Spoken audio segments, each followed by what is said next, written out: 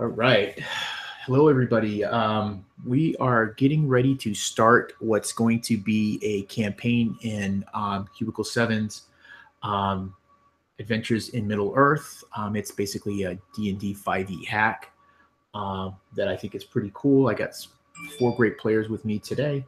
If you haven't had a chance yet, give it a listen. I ran 3 prologue adventures with 2 of my players in each one that kind of builds a story that leads to where these 4 players are going to be starting off today. And I think without further ado, we're going to get started on this adventure in Middle Earth, calling this chapter Portents of a Threat. Okay. Araphor and Lily, after leaving the Shire, you were heading towards Bree. You've made pretty good time, but the journey was longer than you would have wanted, Araphor, taking almost a week. It's a welcome sight when you see the gates of Bree ahead. The sky overcast, a gentle breeze. You're both road-weary and hungry as you walk through these gates into the bustling town of Bree. You hear hawkers in the distance yelling to try to sell their wares from their stalls. You smell the smells of smoked meat, spices mingle with the foul smells of what it is to live in a town. What is it you guys would like to do?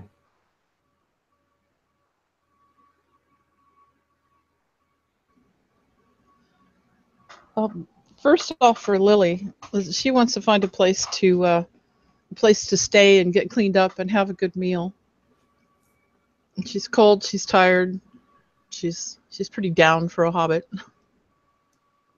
Yeah, well, there's only one place visitors stay in Bree, and that's the Prancing Pony.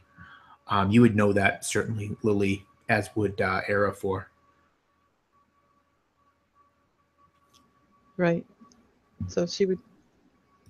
Araphor, shall we go to the Prancing Pony and get settled in? Yeah, could use a rest. I could use a hot for meal. someone as yourself. Away from home too much. I'm sure you could use a nice meal and a bed for the night. To collect rumors, a lot of travelers go by there, so be useful for me as well to stop by and see what I can hear. Lily nods. And somehow, in all that hurry of getting out of there, I forgot my hankies. And she spent the last week with no hankies. And she's like, maybe I'll be able to find some place to buy some.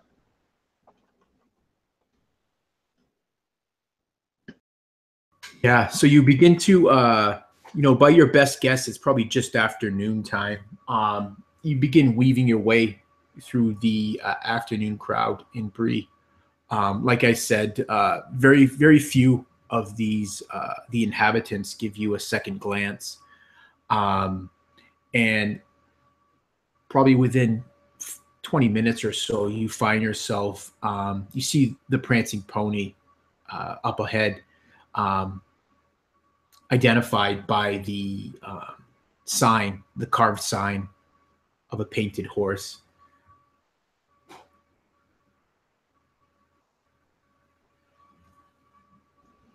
Lily actually speeds up just a little bit, a touch more perk in her step, instead of kind of dragging along like she's been for the last few days. Yeah, as you get closer, you hear the soft music coming from within. You can hear the muted sounds of its patrons. The pleasant smells of cooking foods meet you're making your bellies rumble a little bit. You enter the pony. A burly man behind the far bar kind of waves a greeting to you, and he just yells, "Find a seat anywhere, friends." And goes back to the conversation that he's having with a patron at the bar. You can see that even though it's past noon, there's still several folks here taking a break or having a later meal. Lily sort of looks at Araphor to see where he wants to sit, knowing that he has some things in mind besides just eating. Yeah, and upon entering the pony, kind of grim expression would shift just into a slight smile at being somewhere where he can finally, but at least not have to be on the lookout.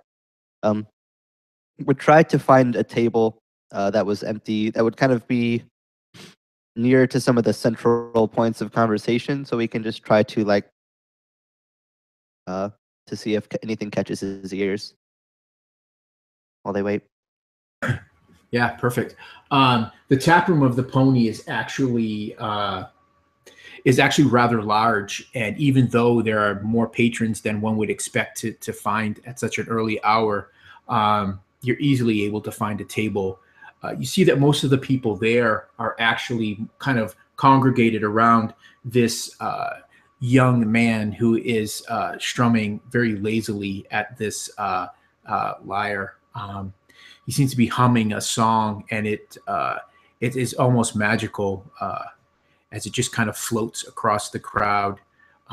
Most of the patrons you see seem to be just rapt attention to this young man. He has very fine blonde hair and very, very stark blue eyes.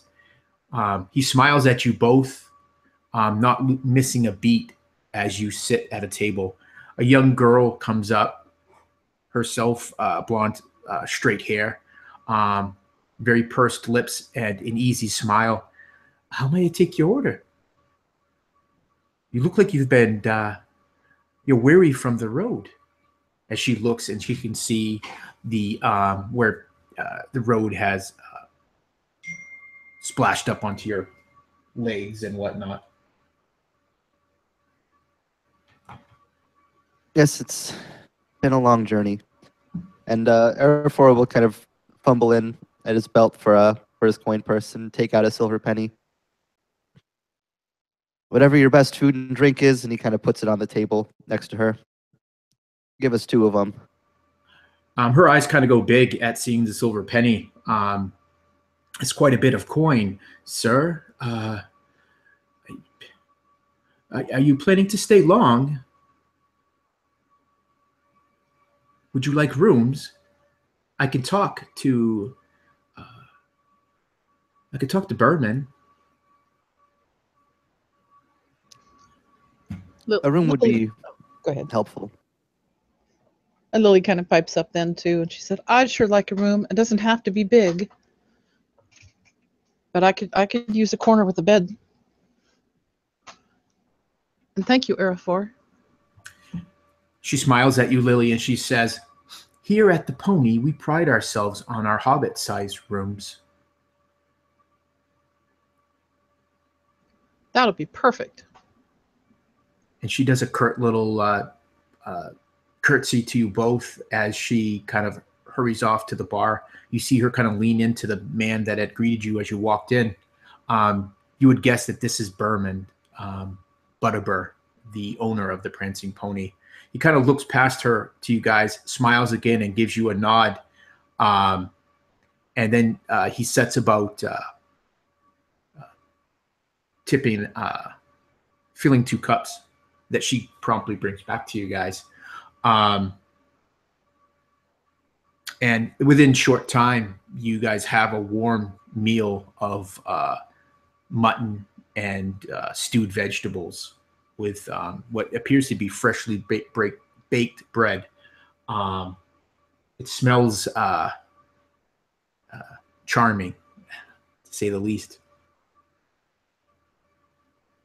Lily takes just this huge sniff of the bread and thinks to herself, "That sounds almost as good as what my mama makes."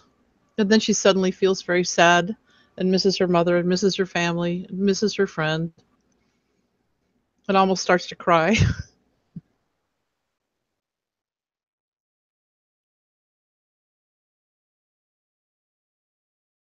Yeah, and seeing kind of the, I imagine that emotion is kind of visible on her face. Therefore, would just look over to her and say, "Come on, nothing like a nice meal after a long bit of travel. No, but you'll get used to it in time." I'm sure the meal will help a lot. And her stomach growls.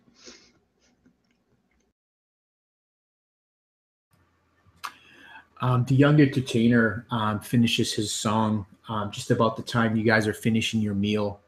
Um, Many in the crowd clap for him or tap their mugs onto the table to show their appreciation. He sets his lyre down and he approaches you two. He smiles at you both and says, "I'm Milton. I could not help but notice you are new to the Prancing Pony."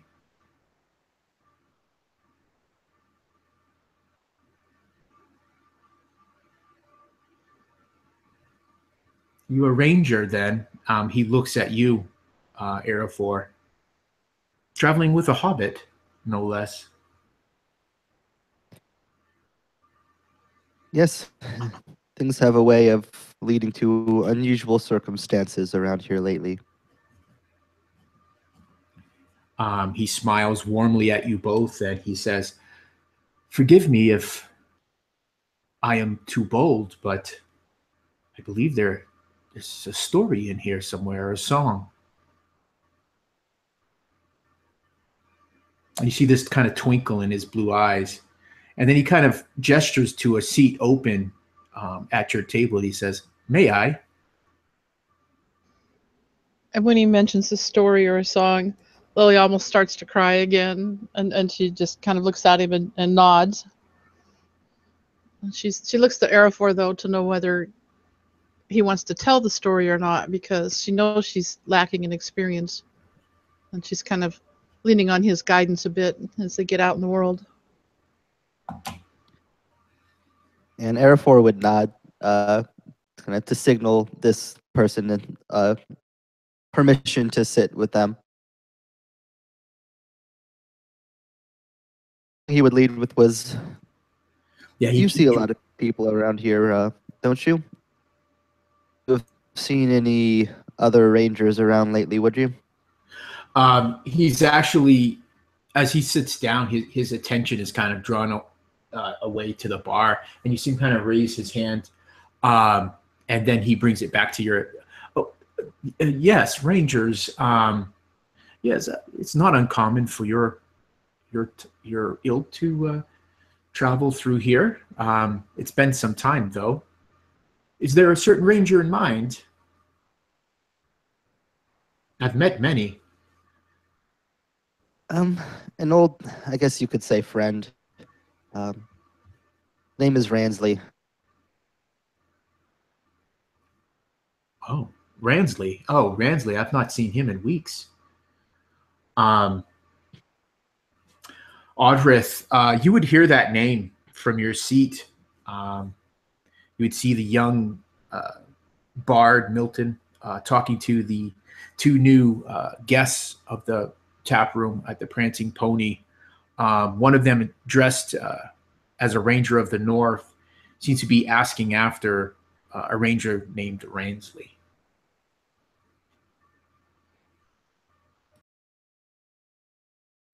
Orodreth will like look up from his stew instinctively in the direction of where he heard that word, and like the person that it belongs to that's eluded him for the last week or more.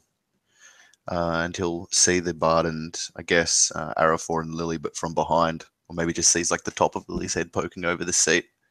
He's keens his neck to get a bit of vantage with which to listen and overhear their conversations. I'm going to try and see if I can overhear this in detail with a perception check.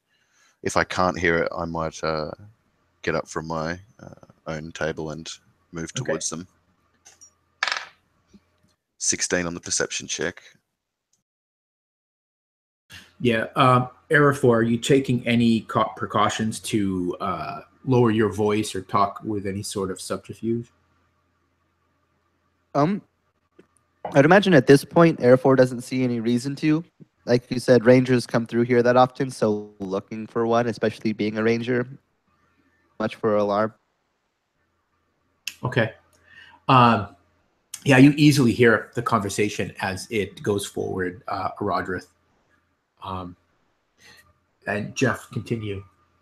Or I should say Araphor, continue.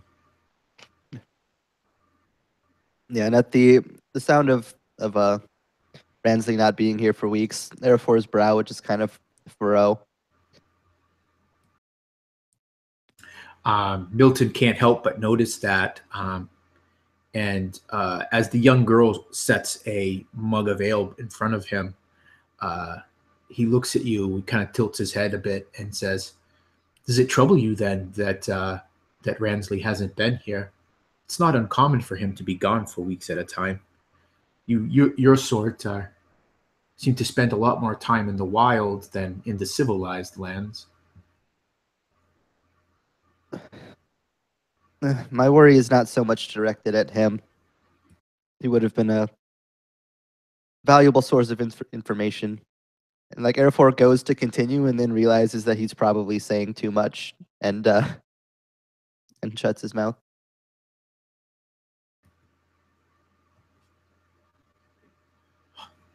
You have my curiosity, sir.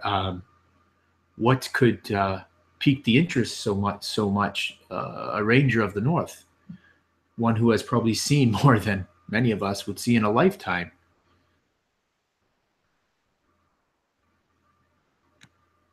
And he would look over at you as he asks that question, Lily, and he'll give you like a wink.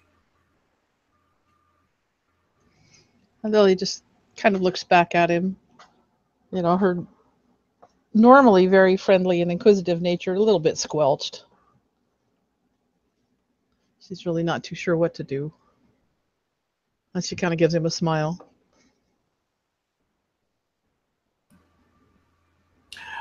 Maybe I can be of assistance. I hear quite a bit. I am lucky enough to be employed here at the Prancing Pony. And I have certain skills. And he would, a different kind of wink to you, Araphor, as he gives you one of those knowing nods followed by the wink. And Araphor would just nod and say, I guess there is one thing that I may be able to help with. I've heard stories on the way in about farm animals, a couple farmers losing sheep. People say it's the wolves. Have you heard anything about that? He sits back in his seat, takes a long drink from his mug, wipes his mouth off with the back of his sleeve, sets his mug it's almost like his whole thing is a performance. He sets his mug gently down on the table. He says, I have heard those rumors. Several farmers from the local farmsteads have passed through the Prancing Pony, and I heard them grumbling of such a thing. It's not uncommon for wolves to be hungry this time of year, depending on how harsh the winter was.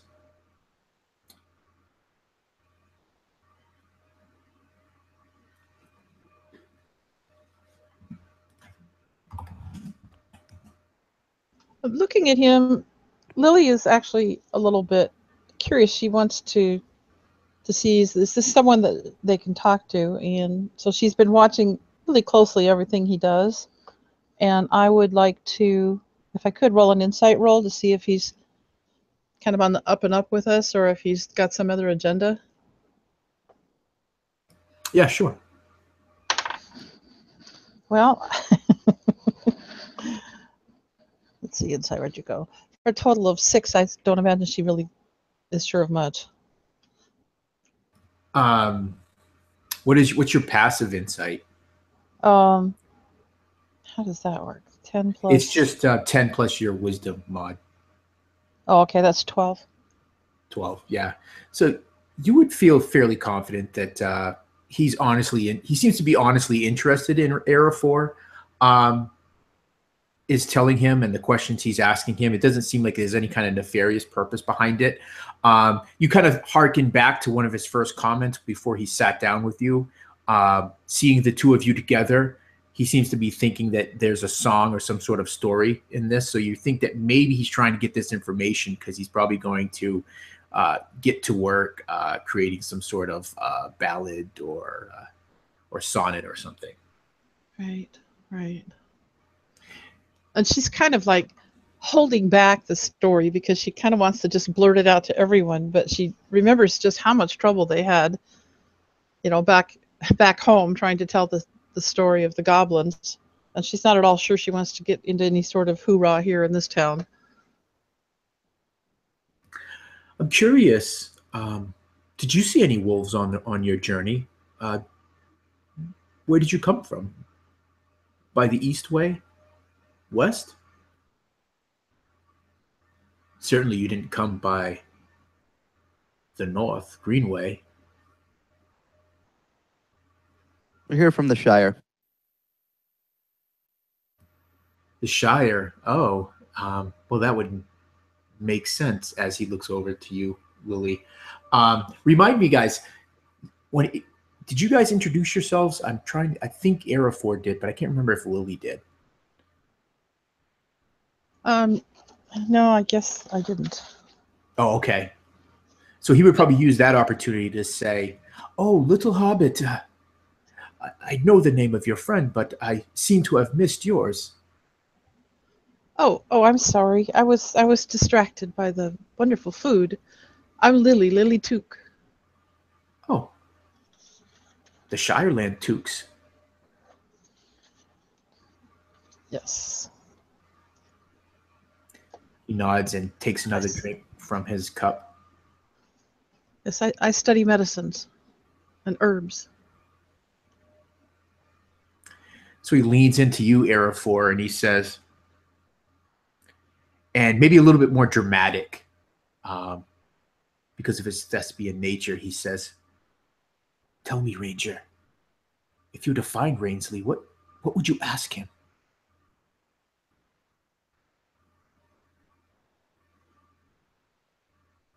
And as this minstrel kind of leans in, Araphor would just kind of not even flinch. He would just look back at him and just say, "I know you're just after a good story, but unfortunately some information is better left for certain ears only." He taps the side of his nose and he goes, "Secrets, then.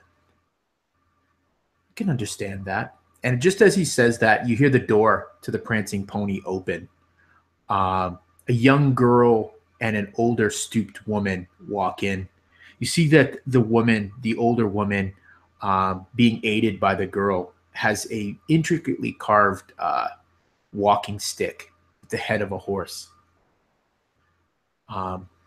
She smiles up at the young girl and just kind of lazily points to one of the open tables. Moira, as you come in, you see Orodreth sitting by himself. It's not the table that Clara has pointed out. And Moira will kind of put a hand on Clara's arm. Over here. This is the young lord. And point at Orodreth. She kind of smiles at you toothlessly, and you can see the mirth in her eyes. She says, "Well, I don't see quite as good as I used to. I hear pretty well, though." You certainly have keen ears.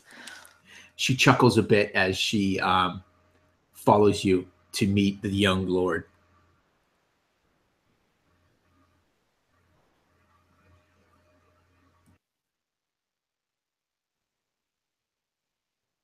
And Moira gets kind of pulls the chair out and fusses over Clara just a little bit before sitting down next to Orodreth.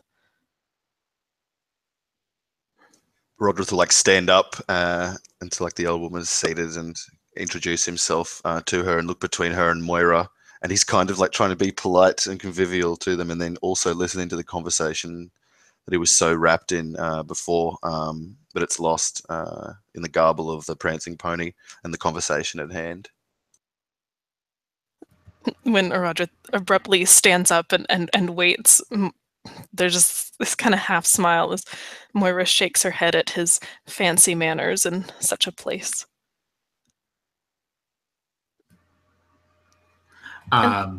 Clara says, "Oi, I've never met a lord before." Oh, no lord, grandmother. A knight, and a poor one at that. Oh, knight it is, huh? And seems you've caught Moira's eye. And she kind of chuckles at that. And Moira blushes scarlet. And she sits down, probably thinking to herself, mission accomplished.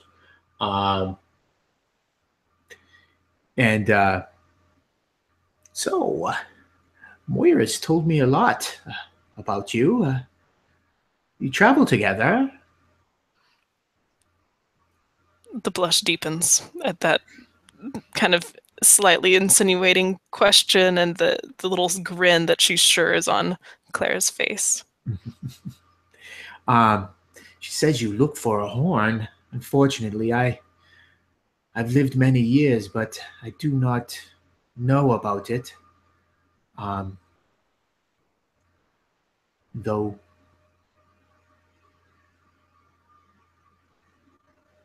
Baudry, have you spoken with him?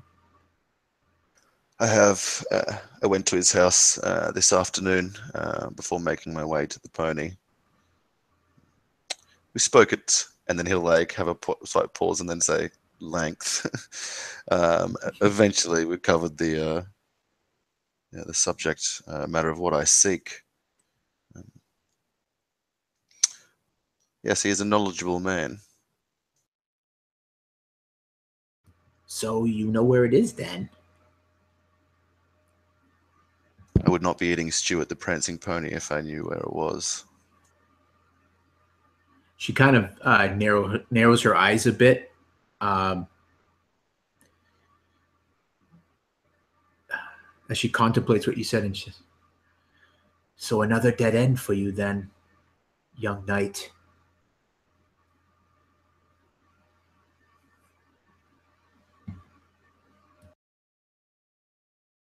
Just a longer road to travel rather than a dead end.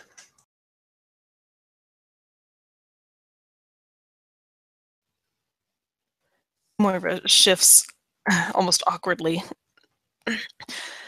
How's your work been going, Orodreth? And she looks at your hands. Yeah, they're probably bloodied and blistered from wood cutting. You can see that on his right hand, at the bottom side of it, like where the two smallest fingers are, there's like a large kind of puffy swell and bruise up the side of it. She's like, I chopped wood this morning and then was out catching stray horses at midday. Took this as payment, he says with like a meek smile. But the coin from both paid for supper and the rooms. And because of it, I met with Baudry before coming here, as I said. So all in all, my day was well enough. Though it's clear now that you can notice the hand that it like pains him and that he is exhausted.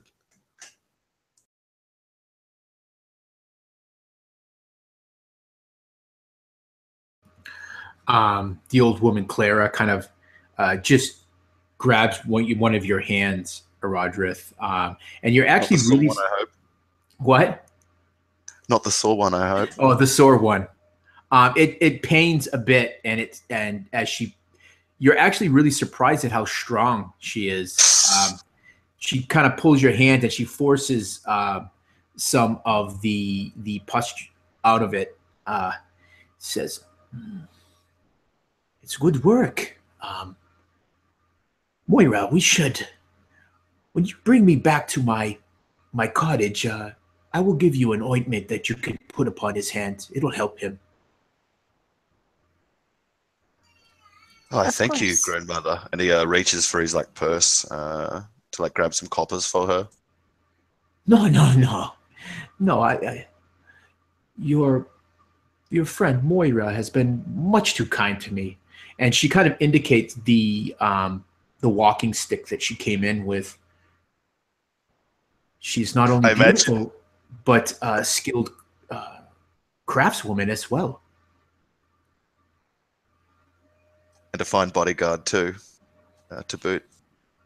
That would definitely give an eyebrow raise. Has that something yet, Moira, that you had shared with her, that you are a bodyguard, or? It might have come up just in passing as to, why she's following this fellow around. Yeah, and you would see the look on the old woman's face would be someone that maybe thought you were in jest when you said that, but now to have the knight say that, she kind of like looks at you with a whole new level of respect, and she kind of tilts her head to you. A woman of many talents, it would seem. Yes, right. I imagine Orodreth is looking, as she's saying this, he's looking over her like shoulder at the table, like where they're talking about Ransley. And right as he like catches a glimpse of him and starts like hear some words over the top of Clara's talk, I imagine that's where she thrusts up the horse head staff in front of his vision of it, and he's like, "Oh yes, that is fine craftsmanship." Exactly, and it's just at that moment when that conversation is happening that Milton pushes his chair back with a scrape of the chair's legs on the wooden floor. He stands up, smiles at you both, Araphor and Lily, and he says, I thank you for the drink, and I wish you luck in finding Ransley. And he says it in a voice that is pretty loud enough that everybody in the vicinity can hear. I must get back to entertaining the guests here. And he gives you guys both a nice warm smile and a nod as he makes his way back to his chair and picks up the lyre and begins to play again. Lily smiles back at him and kind of waves him off. Yeah, Araphor kind of frowns as he announces basically to the whole tavern what they were talking about. A frown kind of covers his face for a moment as he kind of stares back and just looking down into the cup that he's drinking, just trying to think of what the next step should be if they can't find Ransley. Kind of unsure of what to do. As he said that, give me a perception roll, both Lily and Araphor.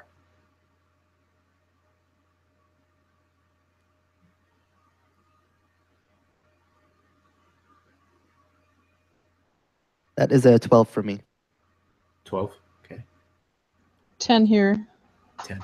Passive being 12. Yeah. So you both notice that as he makes that statement, and as he kind of smiles at you both and turns to head back to the chair where his lyre is, you notice that several of the patrons, while many of them kind of turn just out of curiosity, they immediately turn back to whatever conversation or whatever meal they were enjoying. But several of them, but a few of them, not several, a few of them, their eyes linger a bit longer on your table and on the two of you before they return back to their business at hand. One of them being a well-dressed young man.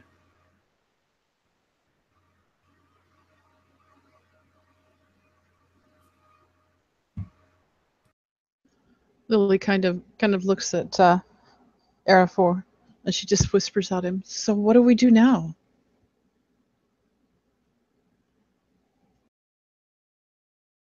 We'll have to see if we can find anyone else around here with a little bit more information. Ransley would have been the best one to find, but there's plenty others. Rumors move around a lot here. Give me a history check, Araphor. That is a 12 on the die with a +2 is 14. Okay. You suspect that if Ransley isn't here, there's probably a couple places where he would be. Having spent some time yourself working with and traveling with the Rangers, being one yourself. And Araphor would kind of ponder a couple different options. Well, he's not here. There's a few other places that he might be. A couple common ranger spots. Very least we can check those, whatever the nearest ones are, and hope we can find him there. We need more information if we're going to be able to do anything with what we have so far. Perfect. Orodreth, give me another perception roll. And while you're doing that, the young girl comes up. She smiles at you. She would have introduced you earlier, that telling you her name was Camilla. She says, "I've good news. Rooms are all set. Your silver piece will cover your meal and half of your lodgings for the evening." Oh, nice. Yeah, so you hear that whole little bit of conversation, even though the young hobbit and the ranger kind of lean their heads in and talk quietly to themselves.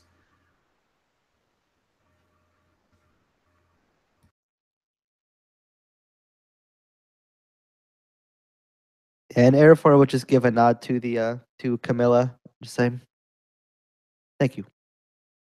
And he would kind of motion to start standing up from the table. And Well, I think Lily would also ask if they have a bath.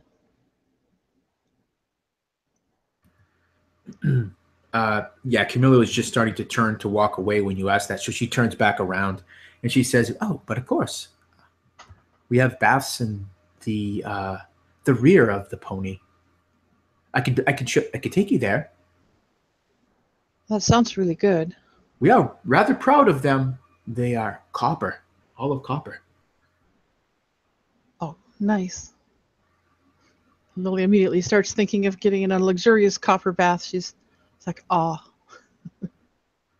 Yeah, and as she's kind of leading you down this back hallway to the bath room of the pony, she just tells you like the history of how they ordered the baths from Gondor, where they were fashioned. What are the rest of you doing as Lily kind of trots off? I'll order some stew for the old lady Clara, and I'll give Moira a look like, "Why have you brought this old woman?" But not wanting to be like direct and actually ask that, but I'll just give her that kind of expression, like a raised eyebrow or something. But he'll like speak politely with her and stuff, and then like thank the serving person when they come with the broth for her. Notice that she was toothless, so I'll make sure I'll order something very liquidous. Yeah, it's more of a vegan, like with like stewed roots and potatoes, and it's probably a watered down ale for her as well.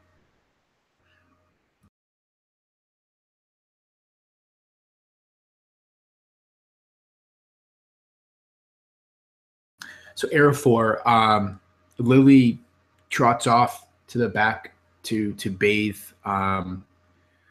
Your muscles are themselves, start to relax, and you can feel the aches of your journey. And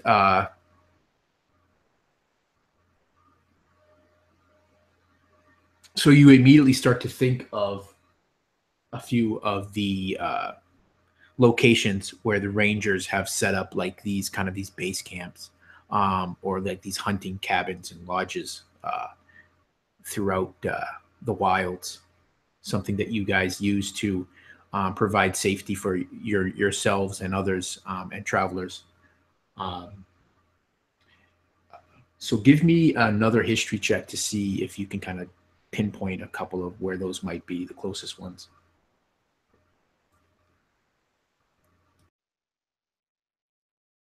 All right, that is only an 11 total. Yeah. So you're really struggling. It's been quite some time since you've been to Breland. Your duties, or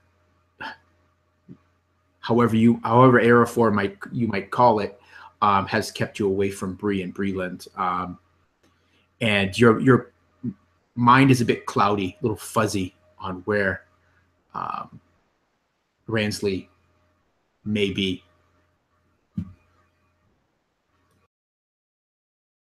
Yeah, and as he kind of gets lost in his own mind, trying to recall a while since he's been down here, like it spends much more time wilds than he does in this area, so it's a little fuzzy for him. And as Lily kind of goes off on her own, kind of begin to instinctively scan the room for kind of people of interest or anything else like that. Just kind of not wanting to go and leave without, but still trying to kind of make use of the time.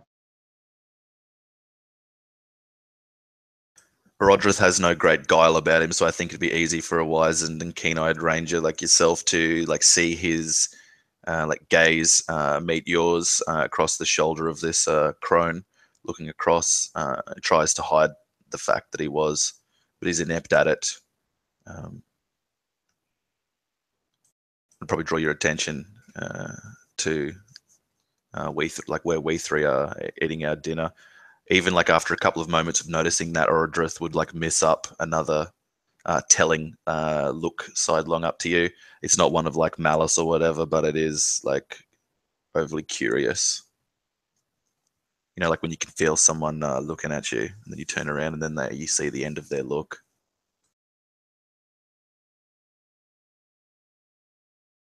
Yeah, and as Araphor kind of catches that glance and kind of takes note of it, which is kind of like as Orodreth kind of turns his head away, for just kind of give kind of a strange smirk. Rangers come through here a decent amount, so it's not often that people are surprised to see them. So he kind of has a moment of curiosity.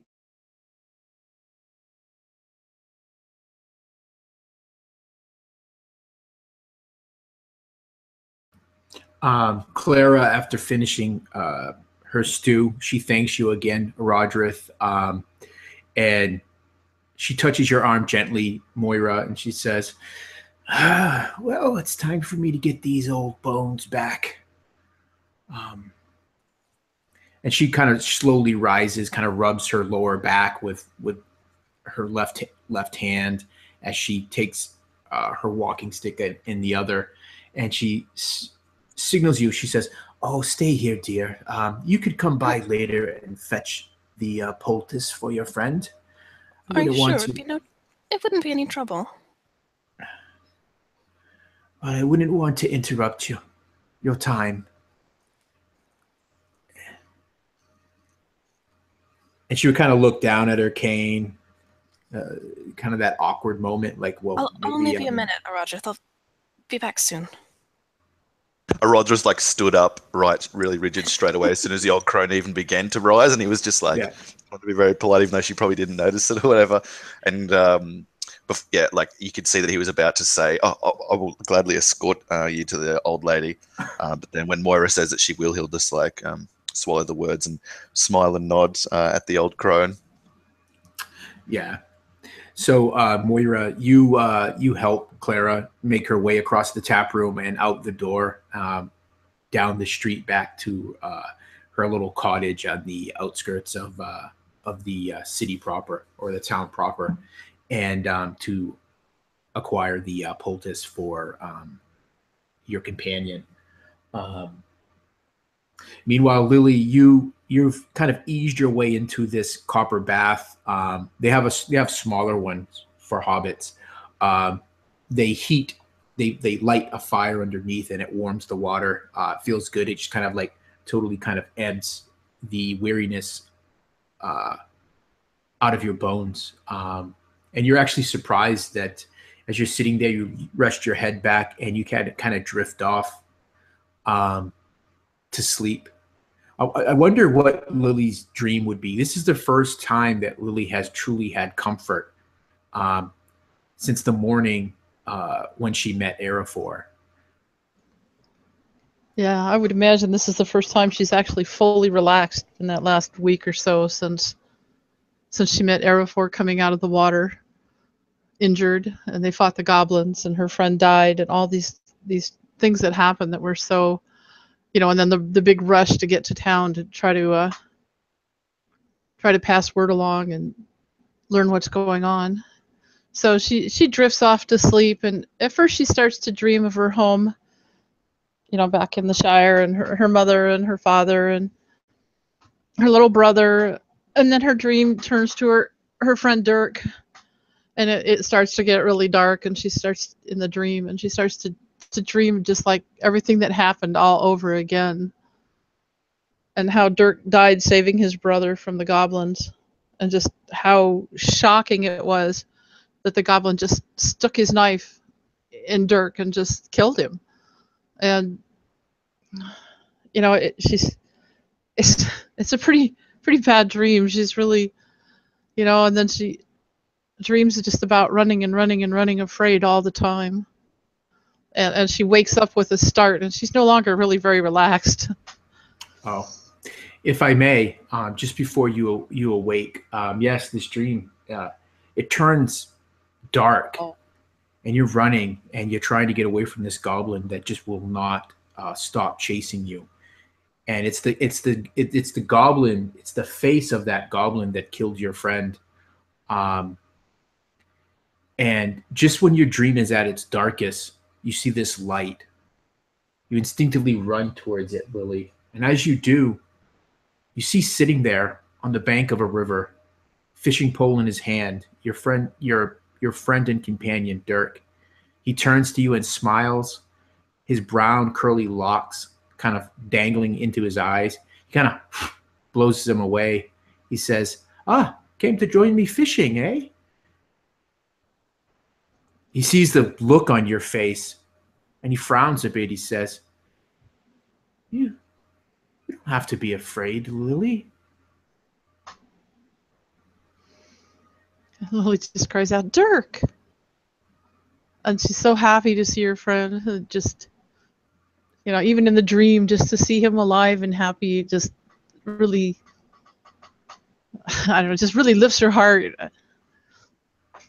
Yeah. He's surprised as you kind of run up to him and give him this hug, almost tackling him to the ground. Yes. He says to you, Lily, what's come over you? He goes, I'm fine. Really, I'm fine. And he touches the side of your cheek, and you feel that warmth of his hand. And that's when you wake up. And you realize you were having a dream. Except for you still feel that warm on your cheek. You can take one shadow away. Cool. Yeah, she wakes up and she feels that warmth on her cheek, and she knows it's not the warmth of the bath. And she just really smiles and starts to believe that Dirk is okay. Thank you. Perfect. Going back to the tap room and the pony, Orodreth, Camilla brings you 2 drinks. And please.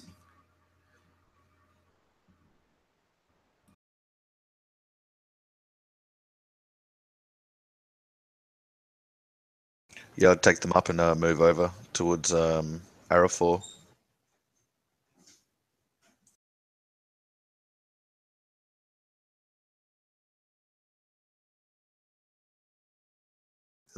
kind of sheepishly gather himself up. Mind if I sit? Araphor will look up from the bottom of the cup that he had been staring down into. By all means. Kind of motion to the chair across from him. He'll sit down and like push one of the mugs, proffering over to you.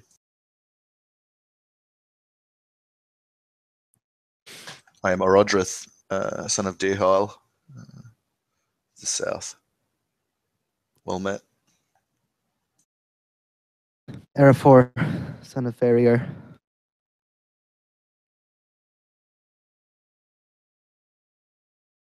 What brings someone such as yourself this far north? I seek a relic of my people, lost to history and to this land, perhaps. But I too seek Ransley. And Araphor will kind of like half frown, half grin at the knowing that he has been being listened to, although it hadn't exactly been made secret due to the minstrel shouting it out. Interesting. Not That many one is people. nosy. He'll nod his head back to the bard playing, and so are a few of these. Haven't been here too long. But you should guard your words more carefully. Yes, most of the words best kept have not yet been spoken, especially not to people like him. Someone such as yourself have interest in Ransley for. Not many people even know most of the rangers, nonetheless have interests in them personally. A scholar here, a shireling, like your companion, by name of Broadsley. He told me that a champion of yore, like of days of old, named Burston, bore the Horn of Anserinae, a relic of my people, from Tharbad, north, perhaps through Bree. This man believed that the wizened ranger, Ransley, would know more of this. So I seek him, my travelling companion and I. Strange, nay? He'll take a sip of his drink. Well, it seems that we're looking for the same person then. And Araphor will kind of take a moment to think on whether or not he should speak further about his own reasons. When Araphor says that, and then there's the pause, Orodreth will fill it and say, and there are wolves all about, if the rumours are true. Meaning also Yeah. like potentially people within the crowd as well. And also in a way that Araphor should be wary of him, just as like should be always that amount of wariness with like secrets and travelling and strangers. Yeah, and Araphor would just kind of give a knowing nod to that statement. Yes, it seems more and more wolves in more places these days. Of any type.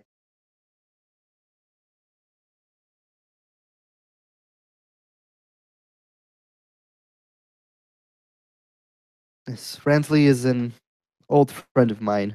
I spent some time out in the wilds with him. Tell me, did he ever speak to you of the Horn of Anserinae?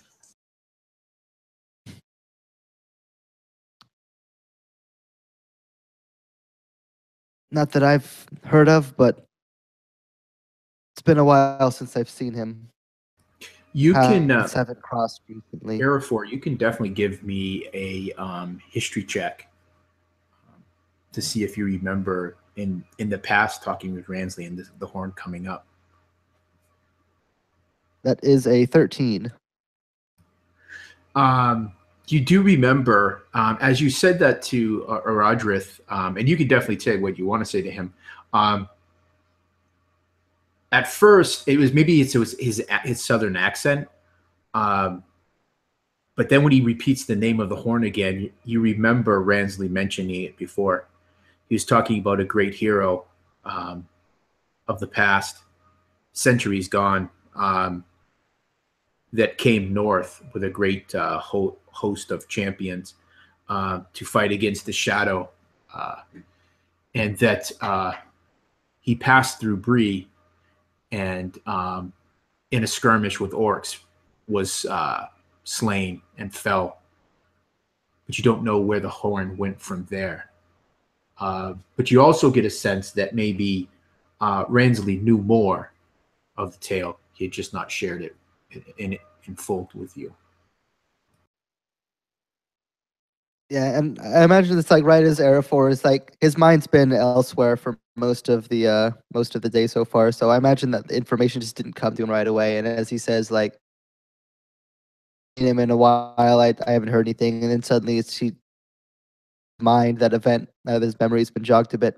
He says, "I'm actually spouting off old tales of heralds from the south long ago, marching north to fight the enemy.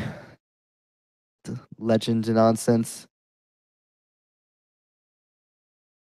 Never finished the story right as he was in the middle of telling it. No.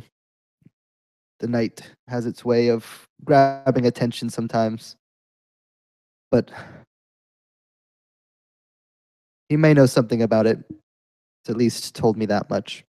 If it's related to this artifact that you seek."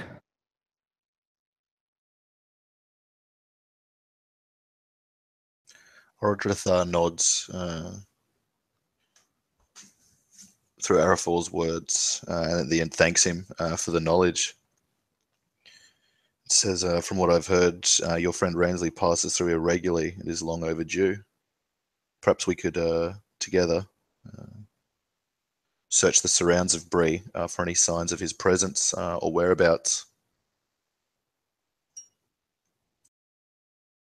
And at this point, Araphor would kind of, not making too much motion to hide it, would kind of scan Orodreth from across the table. Would he see any like signs of military gear or anything like that on him?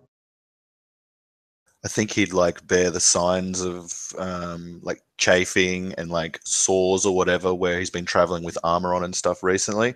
He looks like young. I think he's about 18 or 19 years of age. He hasn't like had a hard life. Although he's been like trained militarily, hasn't been in like battle or anything like that. So he looked pretty untested and young to your eyes, I'd say. But there's like a determination to his words, or his attitude at least. But as far as like, does he look like a capable warrior? Probably not at this stage. He's just wearing like workman's clothes that would be stained with sweat and dirt. Yeah, and Araphor would just kind of nod, say, "Well, if you're looking for him and I'm looking for him, we might as well look for him together. If you're going to be searching outside of Bree, having a sword going with you might not be too bad of an idea. I don't go much into the towns around here, but the in between I know quite well. Who's If taking Ransley's come or where? gone." Moira kind of walks up, overhearing the conversation. When she walks over to the table, Orodreth will like stand up back straight and clear his throat, and then gesture to Moira and say, Moira of, and then like goes, and meets Araphor, and like an awkward like introduction. And Araphor will just give a confused smirk to this sudden display, and just from his seated position, just kind of look over to Moira and just give a light nod, kind of unexpected look at the interruption. She kind of shrugs as she looks at Orodreth and nods back and pulls up a chair pretty unceremoniously. Now, usually my sword is the one that goes with him someplace. Where are you going, and what's this all about? Araphor will look over and say, I don't mean any offense. I'm not here to steal anyone else's sword, nor their swords sighted anyone else's. Your Araphor. companion and I seek the same person.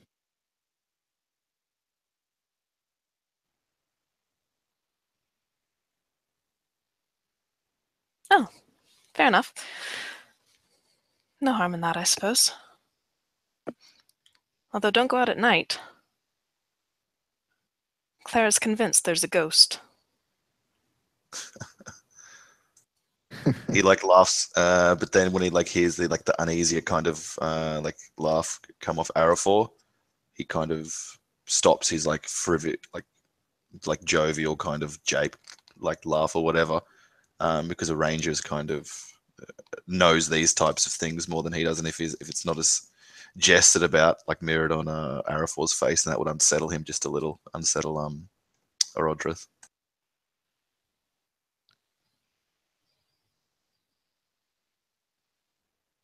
So Lily, having completed your bath, you've toweled off, maybe pulled out a fresh set of clothes from your traveling pack, and you kind of trundle happily down this hallway back into the tap room.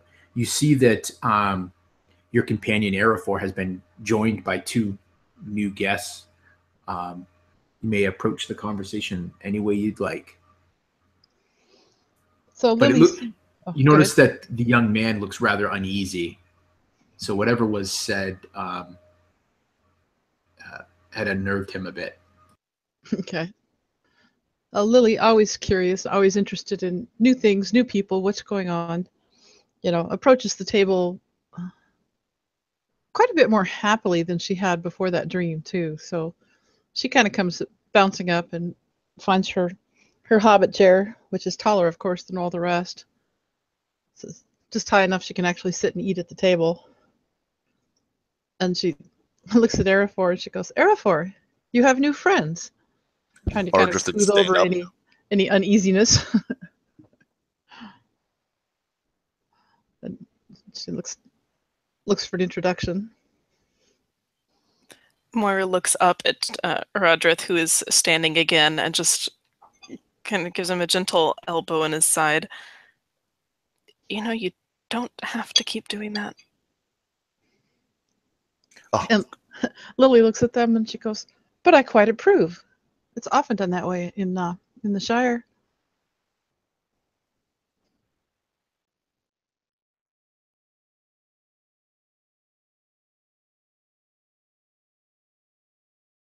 And that would mean you're a hobbitling, a halfling. Yes. And my name is Lily Took. Who might you be? Moira. Well met. Well met. How did you could see come Moira to join my friend Araphor? Yeah, Moira's just kind of studying you. She has not seen many hobbits. They're not very common in Rohan. She's very intrigued by this small person. Yeah, you probably have never seen a hobbit until you came to Bree. Both of you would be your first experience with hobbits would be when you got to Bree.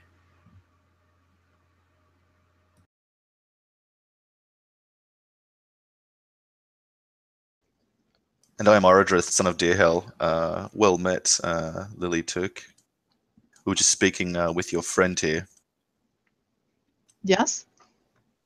And he'll like call for one of the waiters to come and to bring a drink for Lily as well.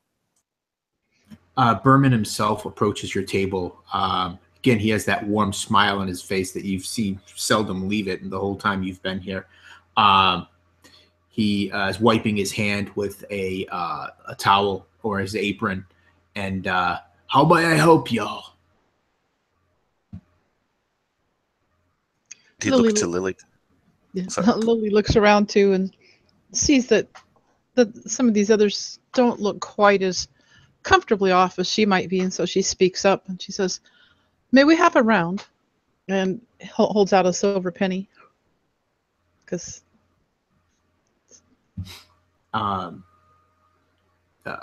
Berman would nod and take the silver penny And he would return shortly with drinks for everybody.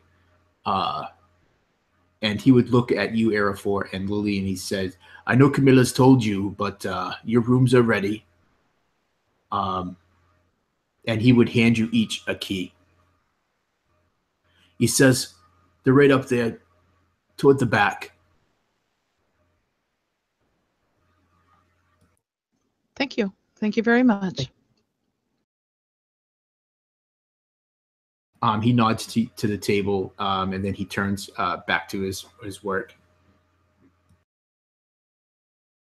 He kind of turns away and leaves out of the area of the table. Araphor will look back over to Lily and say, "It yet or not, but I have a friend in the area, a ranger like myself. Turns out these two are seeking him as well." If he is a ranger like you, then he must be quite a man. Lily thinks Araphor is like one of the most wonderful people she's ever met. In his ability to do things and to fight and to travel, deal with the road hazards and things. And Araphor will kind of chuckle. Yes, Ransley is quite the person, is one way to say it.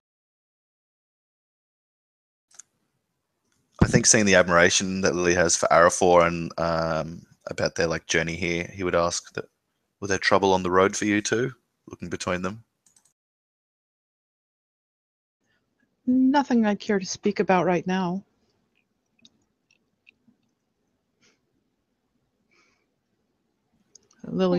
She's not really entirely sure what these two people are doing here yet. You're a bit of an odd pair, if you don't mind me saying. How exactly does a ranger come to travel with a hobbit of the Shire?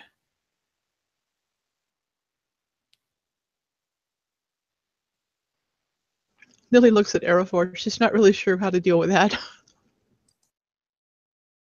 And Araphor kind of frowns for a moment, trying to find how much to disclose and how much not to. Almost as a bout of good fortune. There's a clattering of dishware off back behind the bar, as someone probably in the kitchen had knocked a tray over or something, and several of the people turn to look at this sudden ruckus.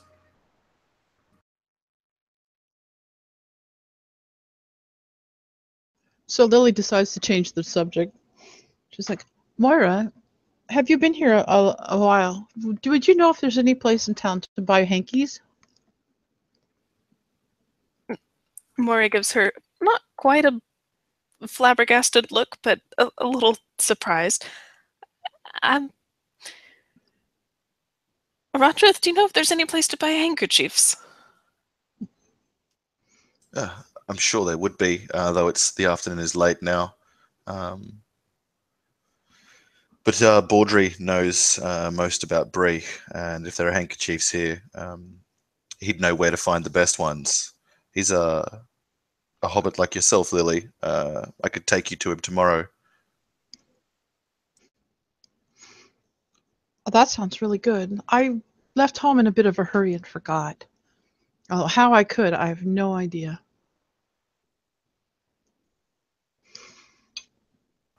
Yeah. So as the evening and as the hour gets later, the sun starts to dip off in the horizon. Is there anything that you guys would like to do? Or I guess I'm just going to ask, what's your plan? What would you like to do? I'm assuming you just sleep through the night here at the Prancing Pony. But what are your intentions in the following day? Well, maybe we could discuss that. Yep, certainly you could. I'd look to Araphor, thinking he'd be the best person to know where Ransley is or where to look for him, and also the surrounds of Brie being the wilderness. Me and Moira have traveled through the wilderness, but we're not as adept as he is. So I'd kind of pose what you just spoke about then, Lionel, to Araphor, This is like seems the premier on the Yeah. topic. So with the role that you had earlier, Araphor, you would not know the detailed location of it, but you would know the general location of where one of these lodges might be. And it would be the northern Bree Fields, would be up north up the Greenway, where it skirts along a small range of hills and forest. Yeah, and I imagine as this question is posed to him, or for which is kind of, there's a few locations nearby where some of the rangers like to hide out in between their voyages, use them as safe houses of sorts. It's been a while since I've been to the ones around Bree, but there is one, the Northern Hills. We could at least get in the area. I could try to find some tracks, try to find some clues that might lead us to the specific location. I think that would be the easiest place to start. He looks to Moira to see what she thinks about that. Well, it's your friend, Ranger. That's good enough for Orodreth. He nods. I could take you to Baldry, Lily, and you could join us. We could go up the Greenway and seek Rensley. Yes, I'm traveling with Araphor. So I will go where he goes. We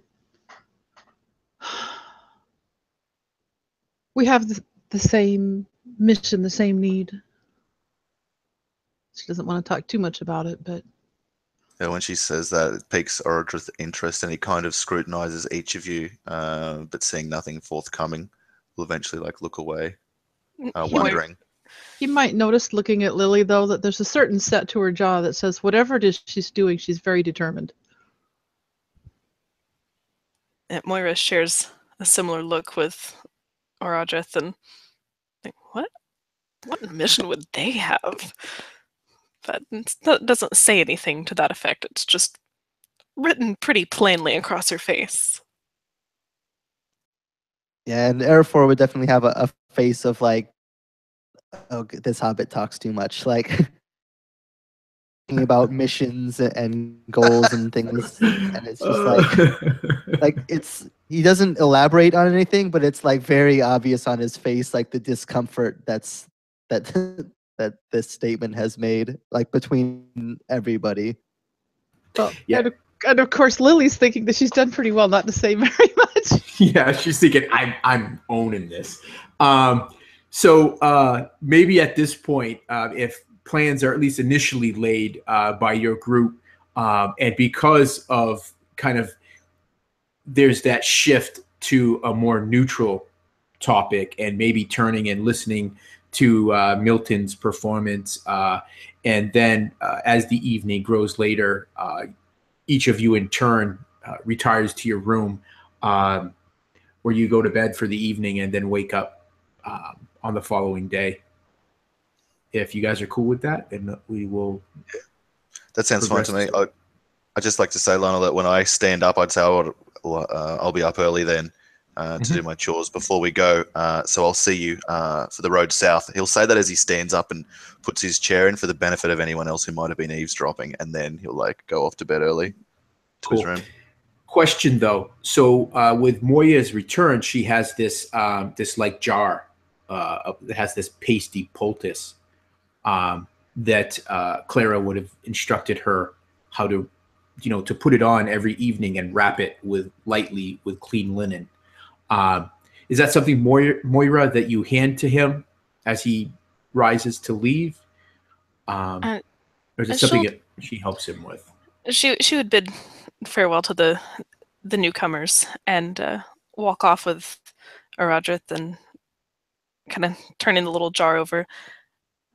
You can do this yourself if you'd like, but wrapping a hand with the off one is not so easy. I'd be grateful, he says. And would Lily notice this jar of poultice? Probably not. They're further Okay. away from the table, unless you like. I don't imagine, Moira, that you're pulling it right out. It's kind of like when you get into Don't the forget hallway. your ointment. Yeah. Exactly. Oh, thanks, Moira. Yeah. So she aids you in putting that on, and your hands feel better in the morning. So you sense that if you continue to do that, that'll help toughen your hands, callus them. And the next day, I would assume that we don't have to necessarily role play you meeting Baudry Cotton and getting some kerchiefs, finding out where little Lily can get some kerchiefs for herself or hankies for herself. No. But why don't we take a quick little break right here, and we'll come back in like 5 minutes, and we will do the last half of this session.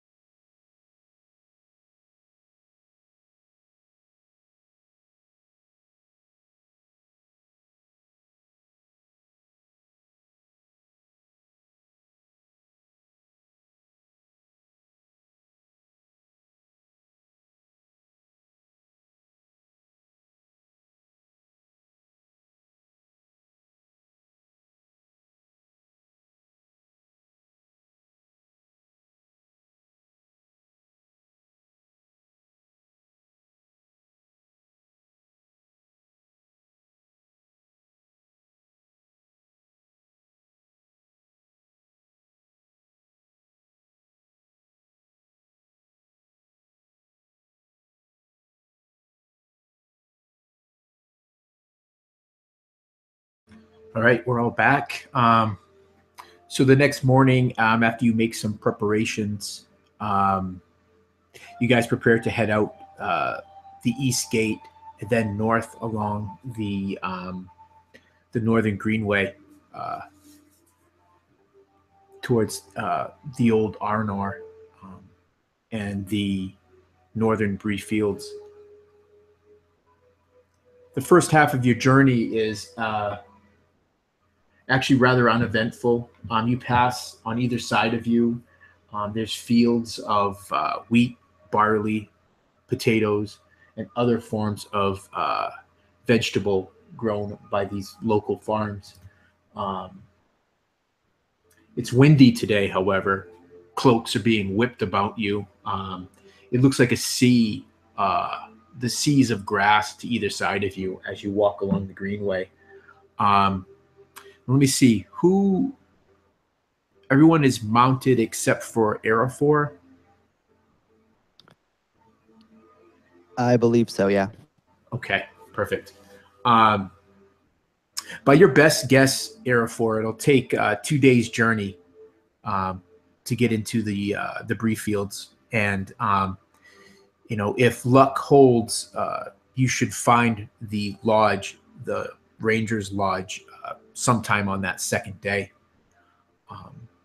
So just so anyone that's watching this knows, I had everybody make some rolls, because one of the things in Adventures in Middle Earth, it's about the fellowship and the journey. So I had everybody make rolls based on their role within the party. So we have Orodreth taking care of the horses and feeding them along the journey. We have Lily scouting ahead, maybe looking for threat. We have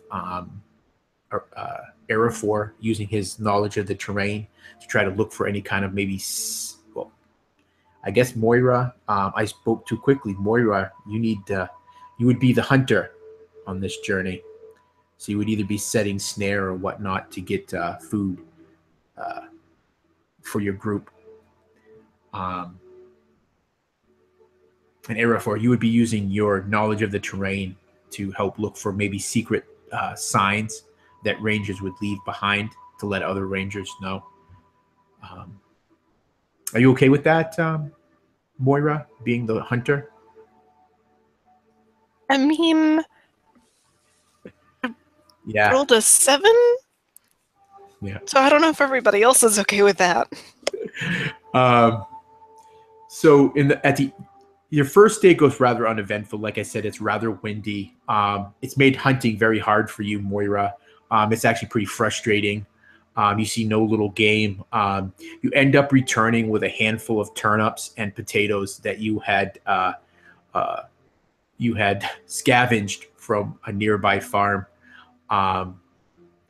and you can pay for that. You could give a couple of copper to the farmer, if that's something that you feel that you would have done. But you return, and so your first evening meal is stewed, like I said, turnips and potatoes, maybe a cabbage as well, and some carrot.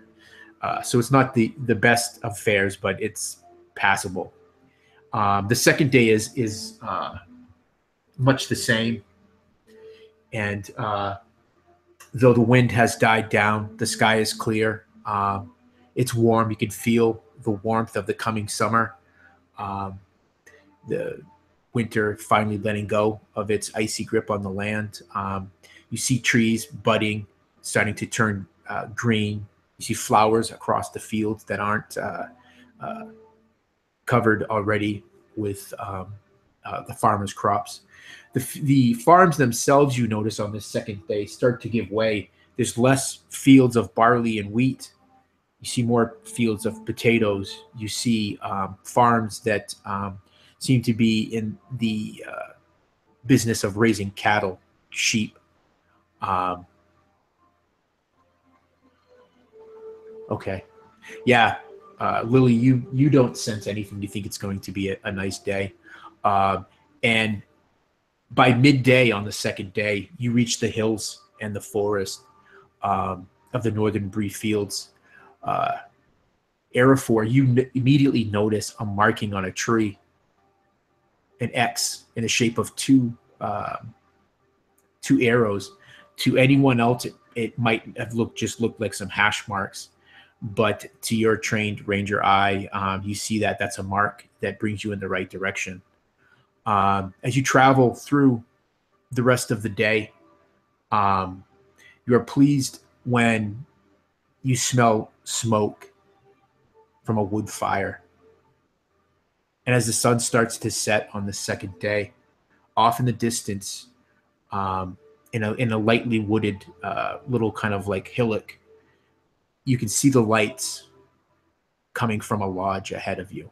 You can smell the fire of wood burning in the lodge's hearth.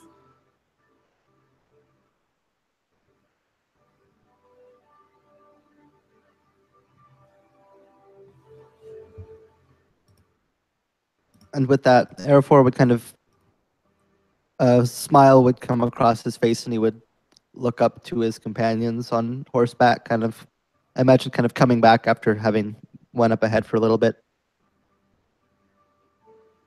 We're almost there. I've found the old ranger spot. Should be there momentarily. Yeah, Araphor, as you rode ahead, checking to see if it truly is one of the rangers' cabins, and pleased to find out it is. Give me a perception check. Ooh, that is 18 on the die, so 22 total. Perfect. Yeah, you see that outside of the cabin are two carts, still hitched to their horses, and another horse hobbled nearby. You saw the signs of movement in one of the carts in the dying light, maybe from a little bit of the light flooding out from one of the windows. And Araphor would convey that as well. There's definitely people there right now. Whether or not that's Ransley, it's hard to be certain yet, but at the very least we'll find some company of some sort. Is there some call or noise you could make known only amongst your kith, that with which you could determine if there is rangers within there?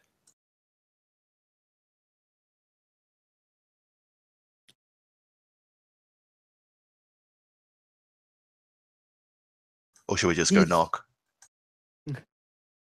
These sorts of places are fairly well hidden from the common eyes. I would be surprised if wayward travelers were to find their way there, unbeknownst to them.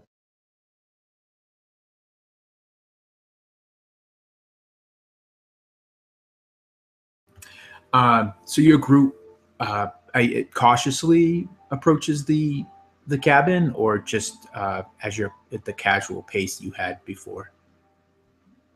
I would want to be cautious. Lily doesn't know about rangers that much. She trusts Araphor, but she's had one big shock in her life. She's not in a hurry to have another one that she's not ready for. Yeah. So you ride slowly forward, your eyes, trying to adjust to the dusk of night. As you draw closer, the horses that are secured to the cart and the other one that is hobbled, their ears kind of twitch as they hear you, and you can hear them kind of nicker as they catch your scent of your horses and pony. You see in one of the carts, someone is seated on the bench, and you also see this head bob up from the rear of that cart. Neither of those seem to have noticed your approach.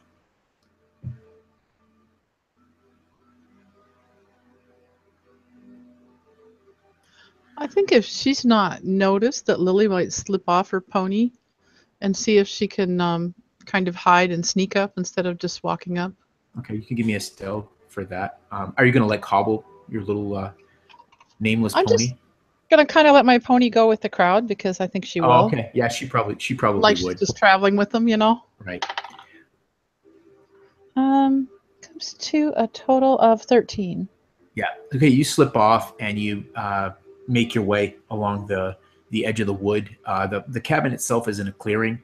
You can see, like I said, you can see the thin fingers of smoke curling up out of a chimney. Every once in a while, you can catch the smell of the wood that's burning. You can see the warm yellow light in 2 windows on either side of what is a door, leading its way into the cabin. These carts and this horse are parked in front of it. As you draw closer, probably about 40 or so feet from this cabin, you can hear the sound of raised voices from inside the cabin. You can't make them out, just that they sound as if spoken in anger. And you can discern that there's at least there's more than one voice in there. And you see the figure that's on the cart kind of lean back and possibly saying something to the other figure in the cart.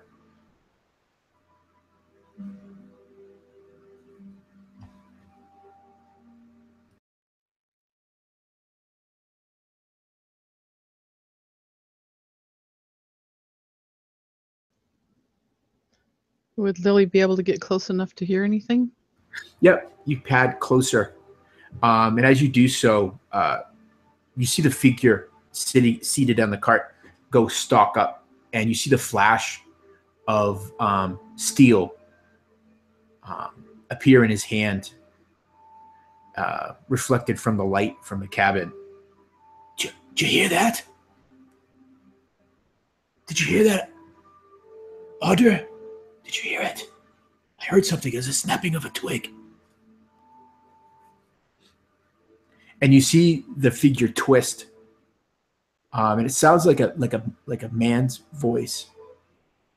And you can see in his hand is appears to be a dagger. Excuse me. And you see this little other head kind of bob up out of the back of the cart, kind of peering in your general direction, Lily. Lily just like freezes behind the clump of grass she's found, just as still as she can be, hoping that they'll decide there wasn't much there.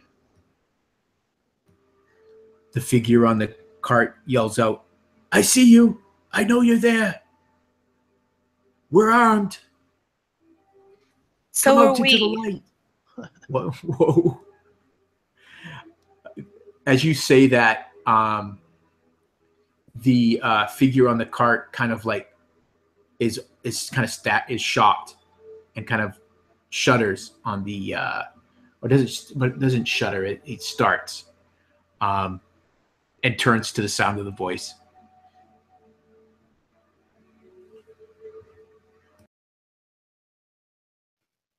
There's no need for threats. And she's just kind of got her hand on the hilt of the sword. It's out maybe just a couple inches, not fully out of the sheath. Just there's no need for threats.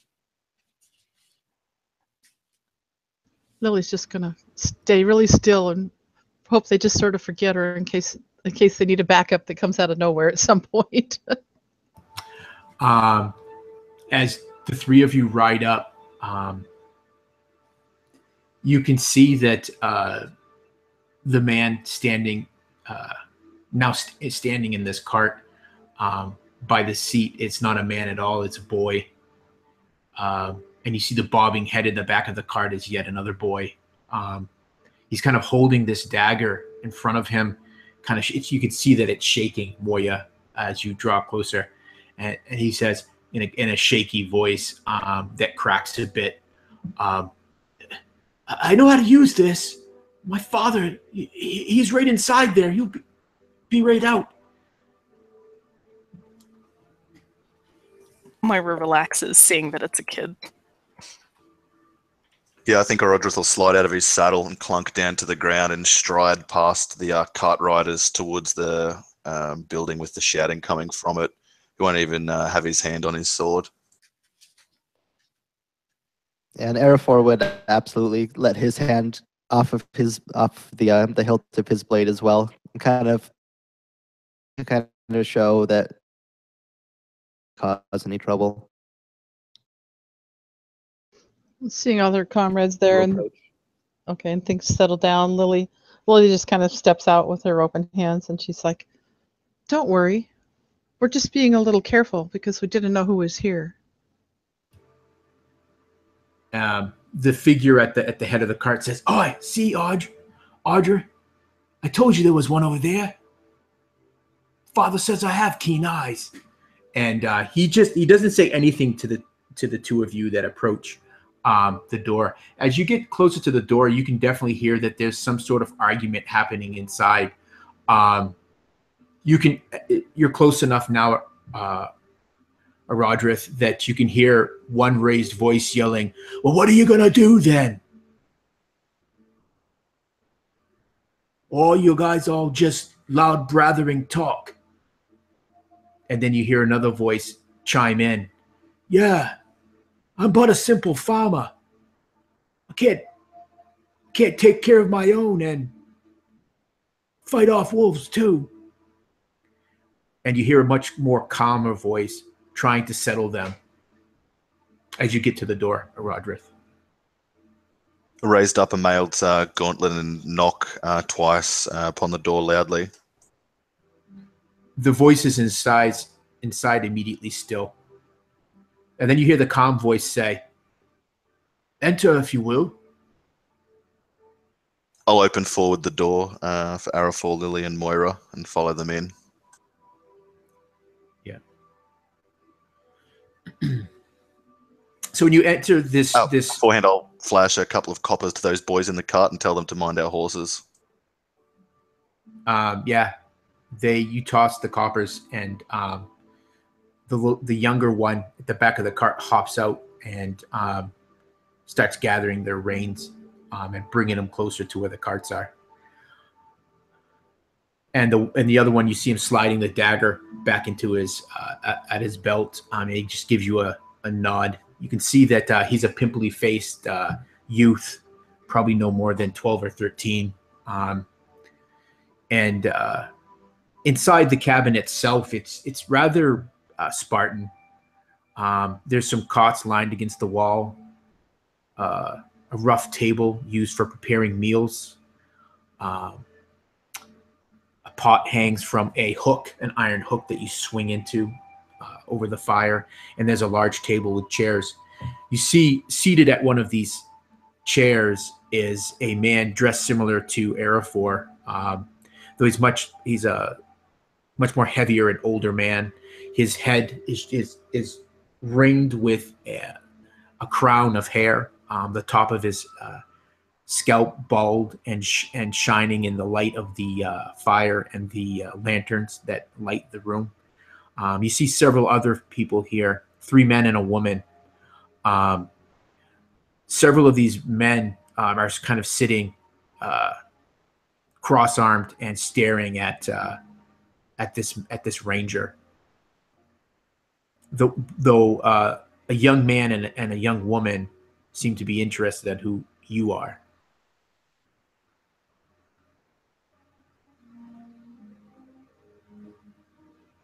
Would I recognize this ranger-looking fellow? Oh yeah, it's Ransley. He hasn't noticed you yet as you enter in behind Moira.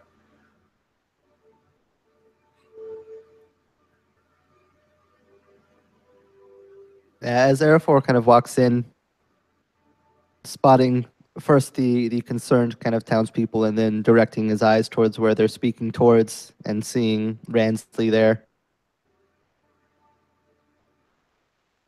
But just, "Hey there, Ranger. It's been a long time."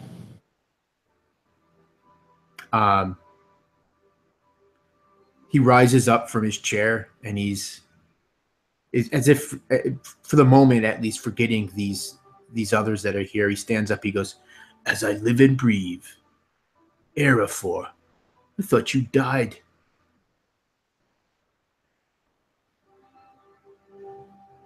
Not yet. It'll take more than that to bring me to bring me down. You always were a tough one. And then an older man with peppered silver hair and a ruddy face, his face red with anger. You could see that he's sweating rather profusely. He's kind of an an overweight man. He says, "Enough of these pleasantries. What are you going to do about my bar?" He says, 2 nights passed. It's burned to the ground. What am I to do now? That doesn't sound like the axe of wolves, Orodreth will say, like standing up to face the farmers as well. And Ransley would look to you, Araphor, and say, "Who are your friends here?"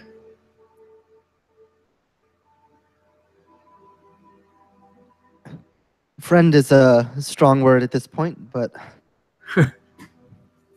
these people have come looking for you, actually, old friend. And so have I. At the mention of that, his face darkens a bit. "Have you now?" And then he turns back to that red-faced older man, and he says, "Wolves could start a fire easy enough. They spook a horse, kicks over a lantern."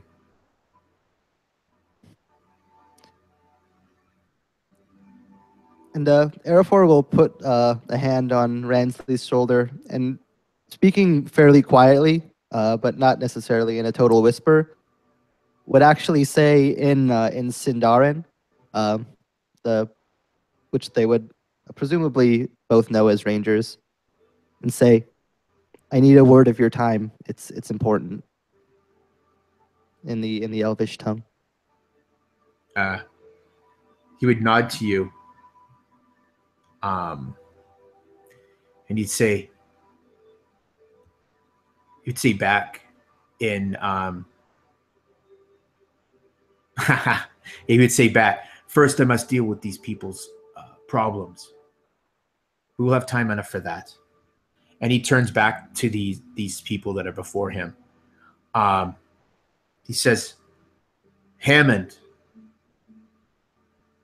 And he turns to a middle-aged man with strawberry blonde hair and a well-trimmed beard.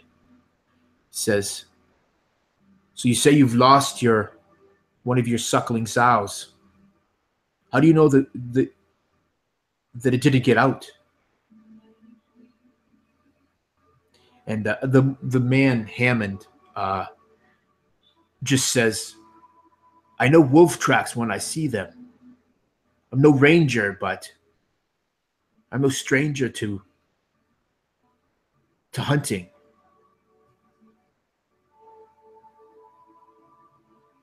And then another man, the younger couple, dark hair, full mustache, tall, broad. He says, "Yeah, I've seen the same thing, wolf tracks. I've several cows missing. I searched the nearby fields and found nothing. Hide nor hair."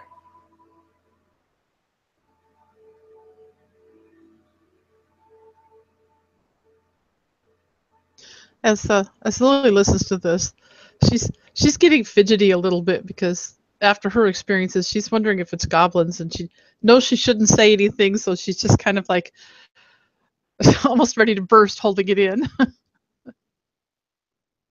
Yeah, and I imagine Araphor would notice this and would kind of like put a hand on her shoulder, just kind of like a strong grip, just to kind of show like now's not the time. We need to stay quiet. And would, if he would get her attention, would kind of give her a nod of just like lay low.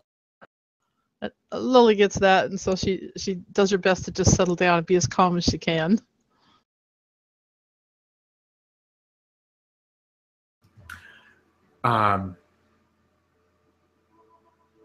Ransley, if he notices that, he doesn't give any sign that he did.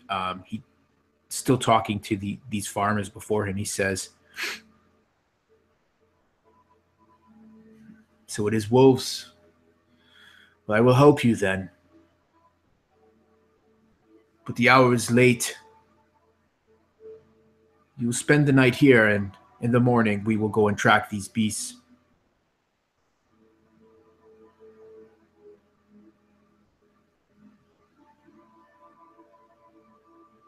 And then he turns to you, Orodreth, Moira, and Lily. "And is it wolves that brought you here as well?"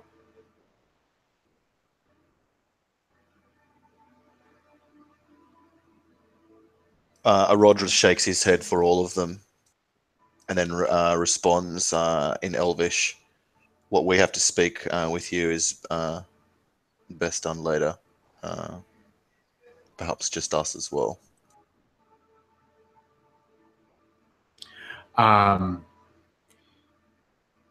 There's a little turn of a smile on his lips as you do that, and he says, back in Sinvaran, he goes, "You are schooled in the language of the elves. I am impressed. You need say, by your accent, Gondorian?" Close. I'm from Dol Amroth, and in days of yore, our kith were closer to the elves, who now fled westward. He ticks with, as if after you tell him where you're from, he notices the difference. It's been a long time since I heard the southern speech.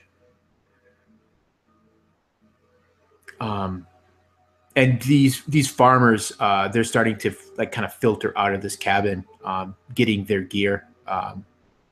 Hammond to collect his children. He goes, "Please, where are my manners? Please sit down and introductions."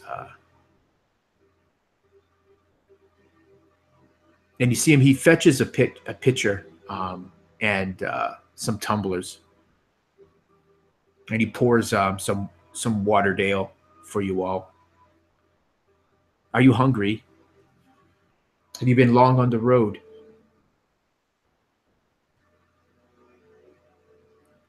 No, not so long, Orodreth will say. He doesn't want to cut in on Araphor's friend, who Araphor has obviously important stuff to talk with this guy about. But he doesn't think that they'll speak about it in front of them, since he signaled that at least that Orodreth can speak Elvish. So he doesn't want to eavesdrop on their private ranger conversation. So he'll just out with it what he's seeking and tell Ransley that people have told him that have told Orodreth that Ransley knows perhaps information about the Horn of Anserinae. And Orodreth will openly admit that that's what he seeks, and that's why he has sought out Ransley. Good. He packs a pipe as you're telling, you're kind of building up to that, Orodreth, and he lights it, and he pulls on it. Horn of Anserinae. What makes you think that I know anything about this horn? People have told me to seek you out, that you are wise in such, the lore of history. Araphor would give an uncomfortable frown, knowing that he was part of that. Yeah, Moira, if you had indicated that you were hungry, he would return with a wooden platter that has some hardened bread and cheese on it with a knife. He would kind of nod to you and point and indicate to help yourself. Yeah, I imagine Orodreth is all proper and not wanting to impose upon the hospitality, and Moira just looks at him and goes, No, if he's offering food, of course we'll take it. Right. Lily quickly agrees. Yes, of course, we need our strength. And she eyes even the dry food, thinking, I'm hungry. Yeah, and Ransley affirms that by saying, "Of course I offer you hospitality. Please make yourselves at home and at ease. You are safe here. And so he sits back, kind of, you hear the creaking of the wood of his chair, takes another draw from his pipe. He says, the horn.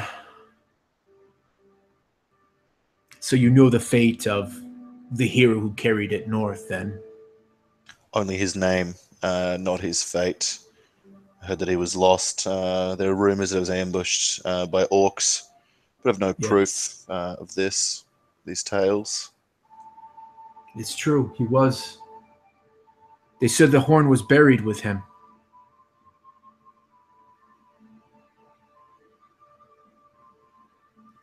Maybe he's that ghost that everyone in Bree's talking about. He kind of looks over at you. Ghost? Oh, no, something one of the old women said that one of the women that she gets honey from is one of the farmers' wives, and there's been a ghost. You get a sense that Ransley has not heard that before. He says, do you know which farm this was? The one with bees? I don't know. He laughs. He goes, I'm sorry. It's probably one of the farms further south where you would need to go. And he points to you, Orodreth, with the stem of his pipe. He goes, the hero you seek was buried in the downs, in one of the burrows there. If you seek this horn, it is buried there with him.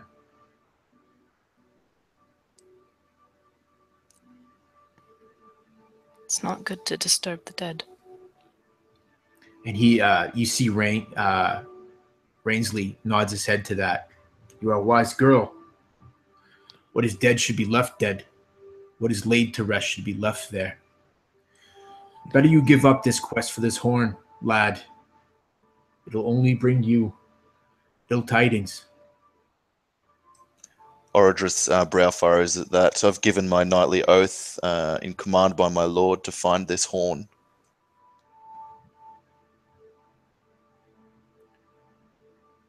I'm loath to disturb the barrow of the dead. I believe the spirit of this champion would know my cause to be not one for profit or to destroy the horn, but to see it as a mantle placed in the prince's quarters of Dol Amroth.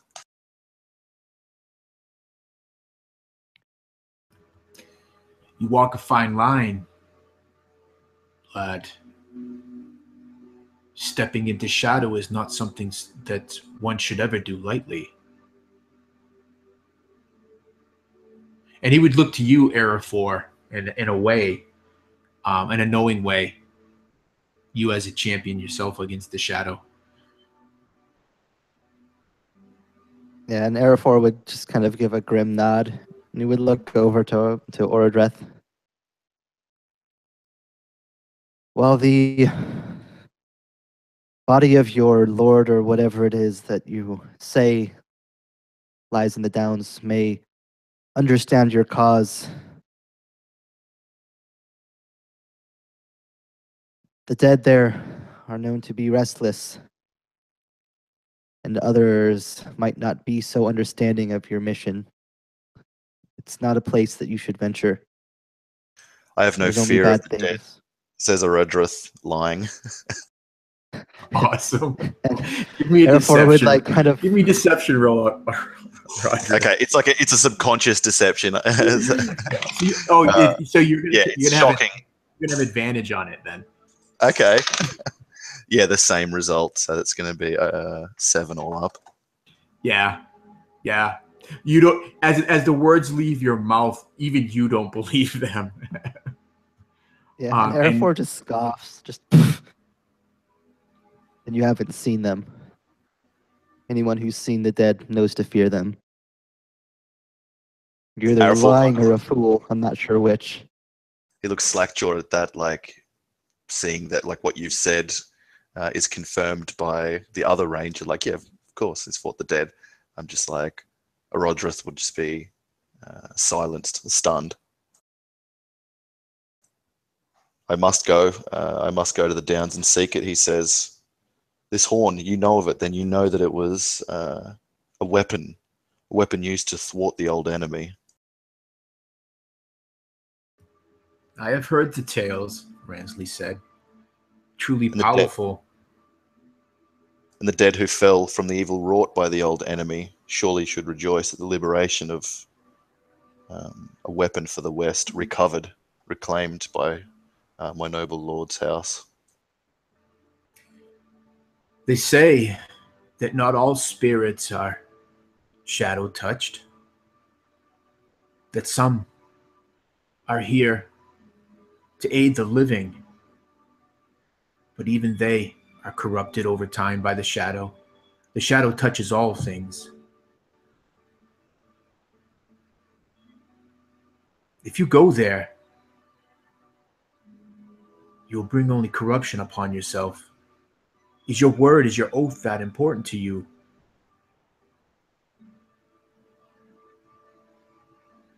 A knight is nothing without his oath. Once given, it cannot be taken back or broken.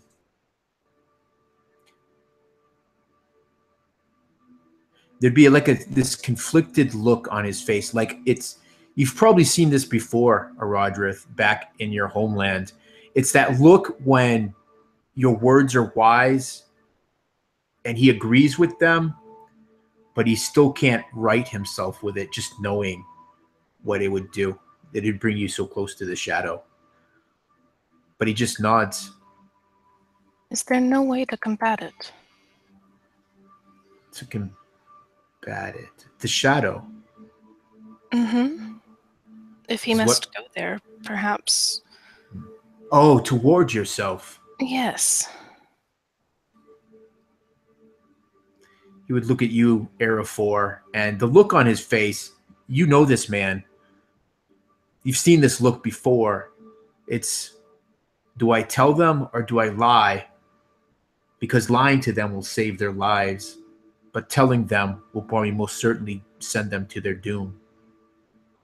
What would Araphor say to this? So I actually have a feature. The virtue that I took is the Dauntless Guardian feature, which lets me make lore checks about ghosts in shades and wraiths, and I'm automatically aware of their presence. Can I actually make a lore roll here? Certainly you can. To see if I would be able to have more information about specifically the Downs that we're going to, or potentially, or at least talking about. Yeah, and you know something? You bring up a very good point. So if at any time while we're playing, if there's a virtue or an ability that you guys have, don't hesitate to chime in and try to utilize those skills for sure. So go for it, man. Yeah. So I'm automatically aware of the presence of any spirits, and I can make checks for information about them. And that is, it's a DC 15 lore check to make, and I got a 17 on the die, and I have a +2 lore, so that is going to succeed. Perfect. Yeah. So you know the answer to Moira's question. There are ways that you could ward yourself. There are certain things that you could do to improve your chances. What would you tell her? You get the sense that Ransley is looking to you. He probably knows your skill, your affinity with the spirits. Yeah, and Araphor would frown, kind of a grim look on his face, even more so than he usually carries.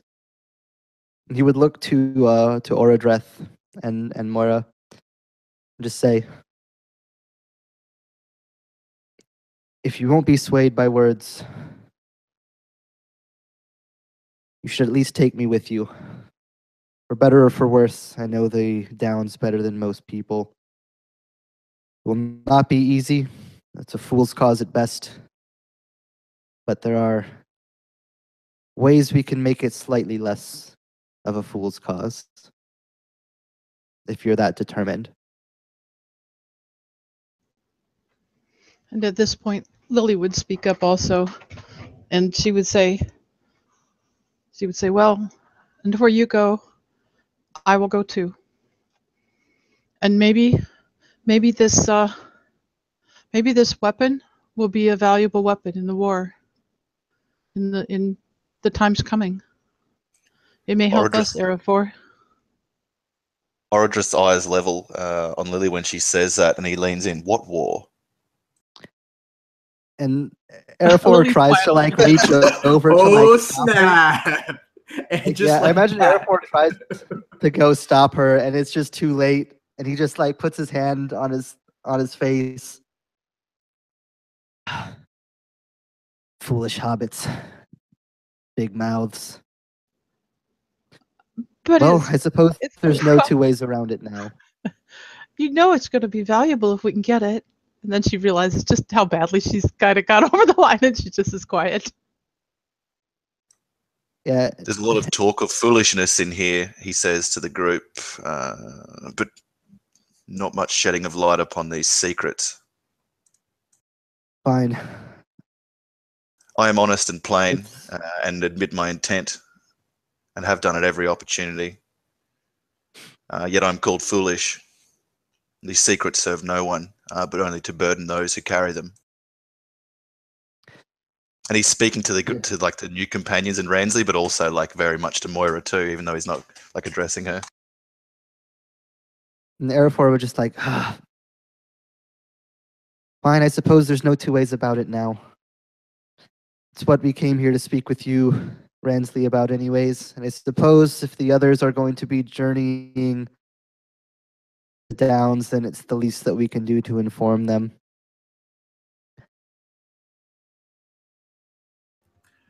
The reason that I'm traveling with this hobbit, she rescued me in the Shire. Oh, okay, stop right there. You're just saying that, and while you guys have been having this conversation with Ransley, a couple of these farmers have started to filter in, bringing in their trappings so that they could, and grabbing a cot for the night. When you hear an ear-piercing or a night-piercing scream outside, just as you're saying that, Araphor, you hear a thud as one of the farmers drops his trappings to the wooden floor of the cabin. Ransley immediately leaps to his feet, knocking the chair that he was sitting on to the ground with a loud clatter. You see a sword already in his hand. What are you guys going to do? Shing! Yeah, Araphor's sword immediately comes out of his sheath as well, and he takes his shield in his other hand. Begins moving towards the door. Yeah. Yeah, Lily reaches across her back and pulls out her short bow. Starts getting it ready. Perfect. As you guys make your way to the door of the cabin and outside, where the light from the door and the two windows kind of bathe the carts and horses, you see the young dark-haired man laying up against the cartwheel. You see a black shaft of an arrow protruding from his chest. You see the woman kneeling down next to him, screaming, clutching at the arrow in this man's chest. You see his chest is slowly rising.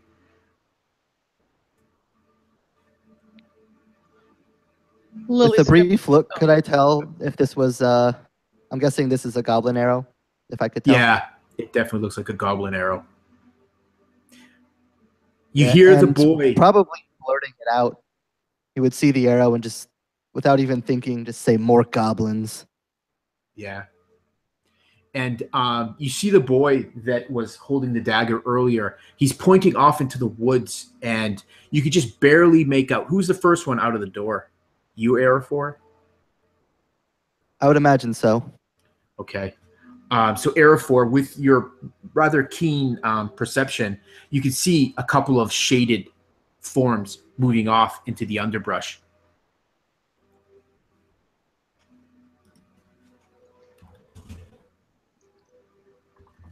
Lily, coming out somewhere in that pack, is going to go to the man that was shot with the arrow and examine him as quickly as she can and carefully in the dark. Orodreth's all hot after being called a fool, so he's going to rush out wherever Araphor points towards whatever amount of dangers out there, unbeknownst to his very low passive perception. Yeah, so anyone that runs out immediately starts to look. The boy gives you, it would be advantage, but because it's dim light, it would give you disadvantage, so it's just so it cancels out. So anyone that comes out and looks where this young boy, Oswin, is pointing, you can make a perception check. 15 for Orodreth. Okay. 15 for Araphor as well. Cool. Yeah, you definitely see several small forms darting and ducking into the further off into the woods. You definitely see it as well, Moira. What do you guys want to do? Charge. You hear a thump. Araphor would shout out to the to his companions. Scouts, we have to take them out. Yeah, you hear a thump, thump, thump, and you hear the thunk of arrows into wood as they hit by the door jamb, and one into the cart, and then one into a wagon wheel. Just barely missing the man and the young woman again. Lily yells at them, "Get under cover! Get in the house!" Yeah, Like she's going to she's going to go take a look at the guy and see if he's dead, alive, if he can be saved, or. Okay, cool. Yeah, so Araphor, you're charging forward. Lily, you're going to check on this young man that was injured. The two boys that were in the cart duck inside the cart. Orodreth and Moira, what are you doing? Charging. Perfect. And Moira? Yes, also charging. Cool. Let's roll some initiatives then.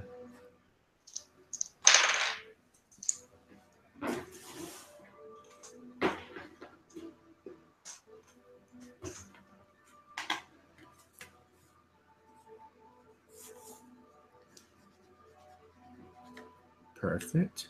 Wow, nice. So Araphor, you're first to act.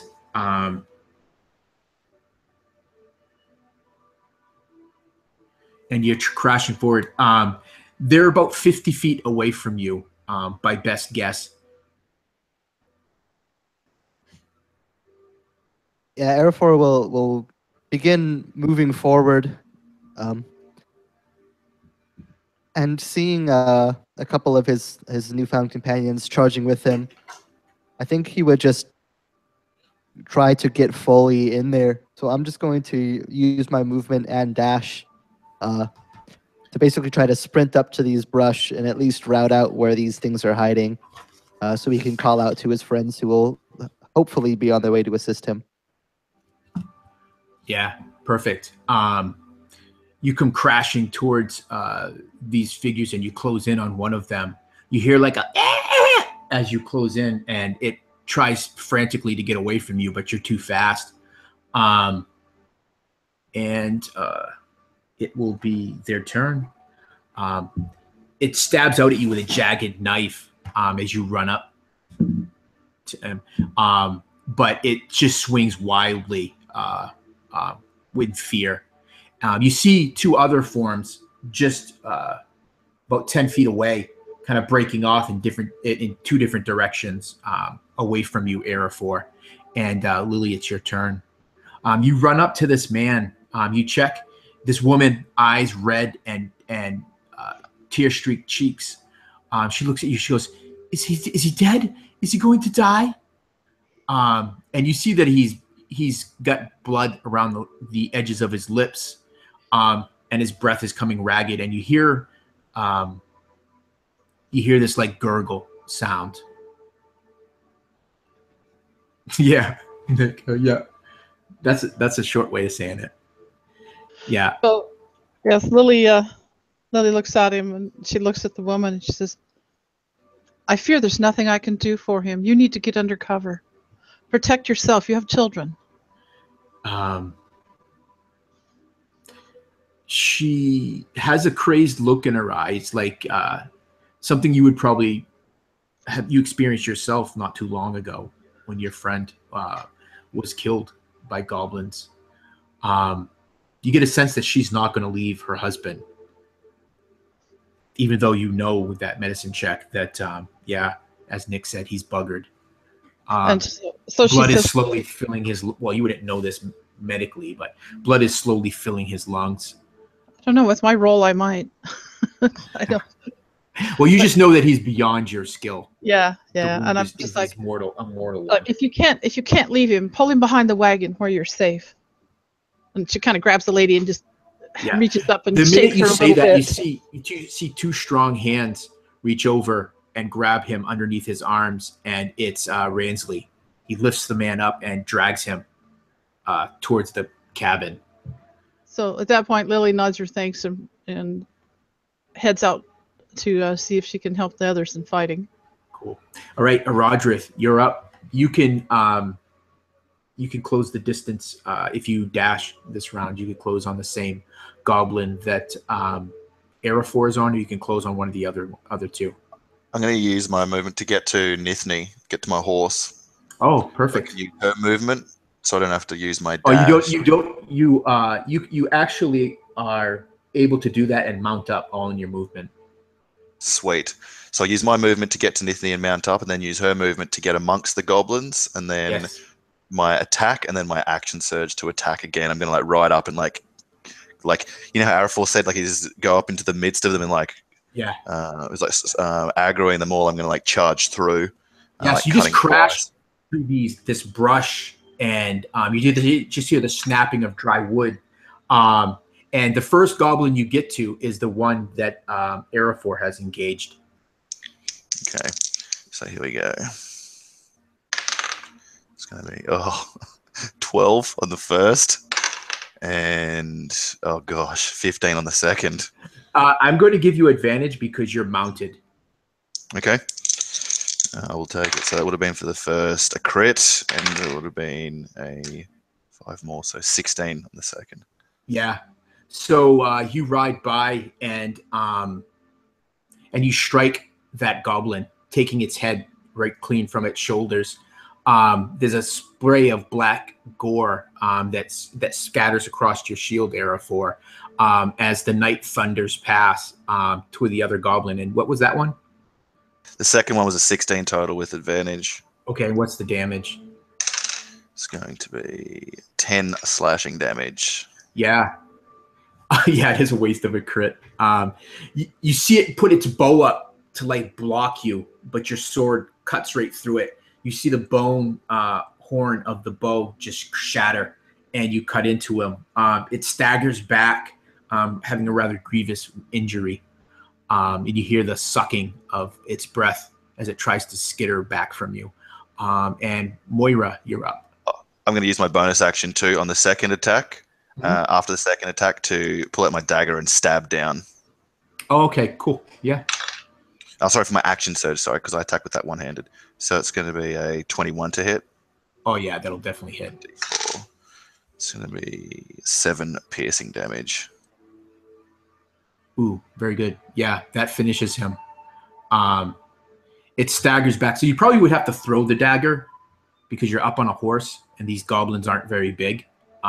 So you couldn't probably reach down. I can't actually throw it. So what I'll do is how come you can't throw it? Because for my bonus action, I can only attack with an offhand weapon. Oh, I guess I could. Yeah, you can throw it. Yep. Okay, yeah. As long as you take the attack action, you can. Yeah, you can throw it. Yeah. So okay, cool. I thought it had to be melee. It thunks into its chest, and it just kind of twitches a bit as it dies on the ground. You see the other one skittering away. It reaches and pulls a Moira. You're up right after this. He fires an arrow at you, and that'll probably miss. Let me see, a 14. Yeah, that misses. Yeah. So the arrow, its feet, and it's kind of its crazed fear to get away from this large knight and on horseback. It just fires over your shoulder, and then it starts scampering away into the trees. Moira, you're up. Are these trees too dense for me to ride Isfael in? Nope. Okay. You've seen Orodreth do exactly that. Just went charging. Okay, I didn't know if he was just at the edge or if it was going into. So if she's seeing him go through with no problem, she's instantly behind, swinging up onto Isfel and moving forwards. And there's the one that's right next to Orodreth. Is there another one farther away as well? Yeah, that one's skittering away. It's about 30 feet away from Araphor and probably about 40 feet away from Orodreth. But they're kind of angled from each other. So you could actually cut the angle, if you know what I mean, Moira. So you could probably get there if you doubled your horse's movement. Yeah, I will definitely do that. Yep. Yeah, you definitely close in. So after covering about 80 feet of ground, you close in on this goblin. You see that it's just tossed its bow aside as it's kind of looking over its shoulder and running, hopelessly trying to outrun you on your horse. But it's a fool's errand as you come bearing down on him. With an 18 to hit. That'll hit. And unfortunately, only 4 damage.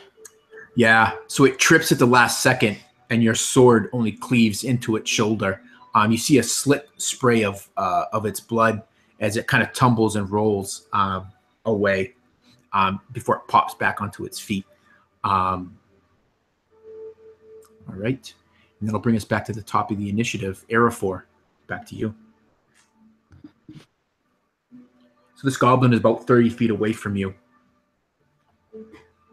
Yeah, and Araphor would immediately just begin continuing his charge, approaching up towards the goblin, sword in one hand. As he runs up, he raises the sword to strike down at it.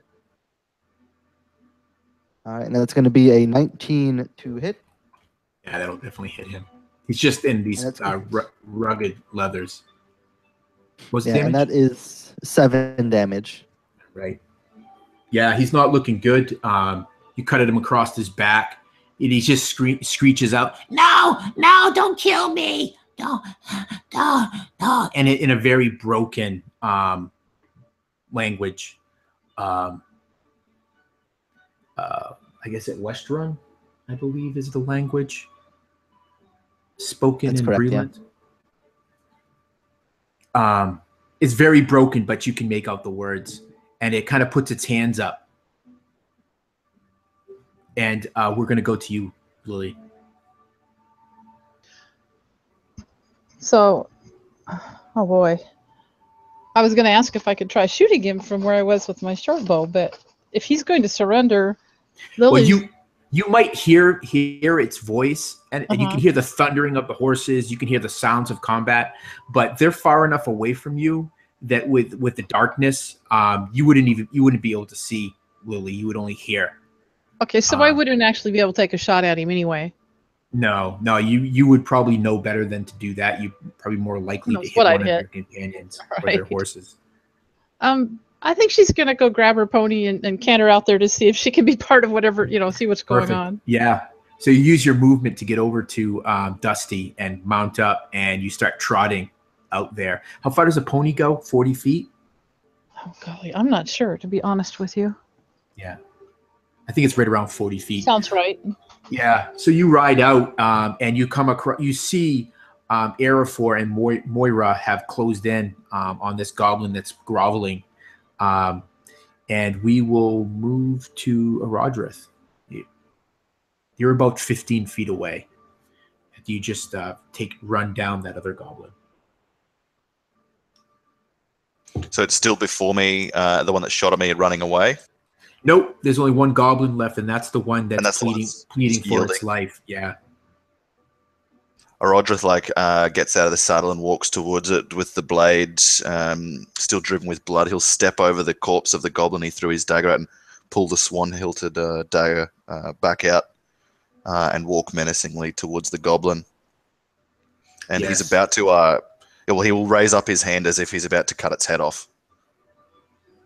No kill.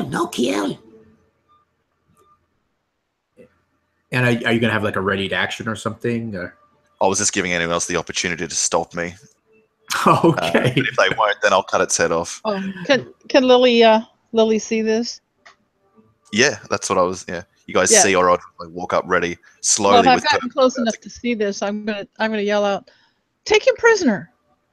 Tie him up! Let's see what he knows."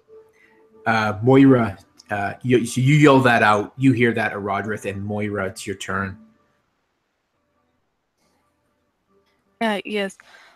Moira kind of, the momentum of her charge carries her past the goblin, and she circles around and swings at him again.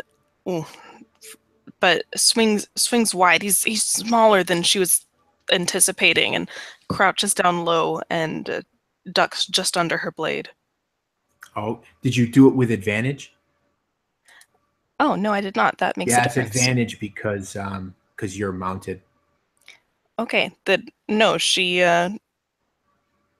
hits him not very hard again.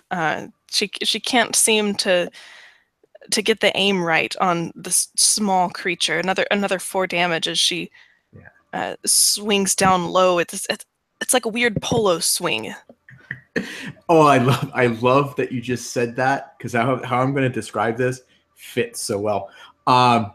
So, Orodreth, you're standing there with your sword upraised, just about down to do the killing blow. Lily rides up on Dusty, and you hear her yell out, "No! Bind him!" And it's pleading for its life. "No, don't kill me!" And that's just when you hear the thundering of Israfel's hooves, and you see the flash, a quick, dull flash from the moonlight of Moira's blade as she thunks her blade right into the side of this thing's head, which kicks its head hard to the side. You hear the snap of its neck as the blade pulls free, as you thunder past a few feet, Moira, and the goblin falls dead instantly to the ground. Quickly, Araphor, we should follow their spoor to see if it can lead us back to their camp or any more of them, or at least where they may have come from. And then he'll look around to see if anyone else was hit by arrows, check himself for wounds, and then go towards Nithane with the intent of remounting her. Mm-hmm. Yeah. Araphor would give a nod and begin trying to scout the ground for tracks and see if they can see if he can nail anything down. Yeah, you hear the snapping of a couple of branches, and you see Ransley comes jogging up, sword in hand. Have you dealt with the threat then? The ones here, I fear it may just have been a scouting party. There's only a couple of them. If it was, there's bound to be more of them nearby. We were going to see if we could try to find out. Yeah, even in the darkness, you can see him frown. He's like, "It's not wise to go into the dark. You could easily fall into a trap." Why are there goblins here? Are they common in Bree? I didn't think. They're not usually. That's actually, Araphor kind of would half chuckle at just the irony of it. Here comes the truth. Yeah. That's why we came here in the first place. I was attacked by goblins in the Shire. They followed me all the way in. The forces of the enemy are getting braver. What enemy? Whose forces? Who has goblins? I thought they were rabid little creatures with no order or purpose. They just lurked in the dark places. What are they doing? That's what. Oh, you can go. That's what many people thought for a while. The ones that chased me did so in broad daylight. Goblins would never do that unless they were being directed. I can hardly stand light of any type, nonetheless full sunlight. I'm not sure what's going on, but we're trying to investigate. That's why we came to speak with Ransley in the first Ramsley place. quickly kind of butts in as you're saying that. Araphor, better we finish this conversation in the cabin. And you see him peering in through peering around the darkness. In the cabin with all the townspeople. We'd frighten them to death. There's not want for it. It's not safe out here. And they'll have to know at some point because they're going to have to stand against them too. Ramsley nods. He says, "Their farms are some of the most northern of Bree. If they don't know now, they would find out." Better they're prepared ahead of time. Lily thinks about the experience she had because no one knew.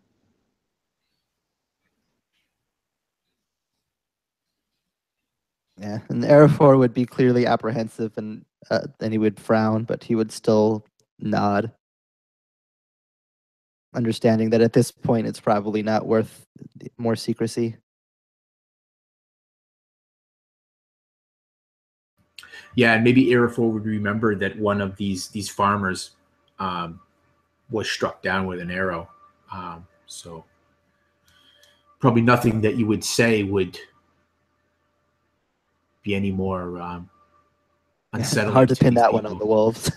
Yeah, the highly skilled wolves. They have opposable thumbs. The wolf archers have come.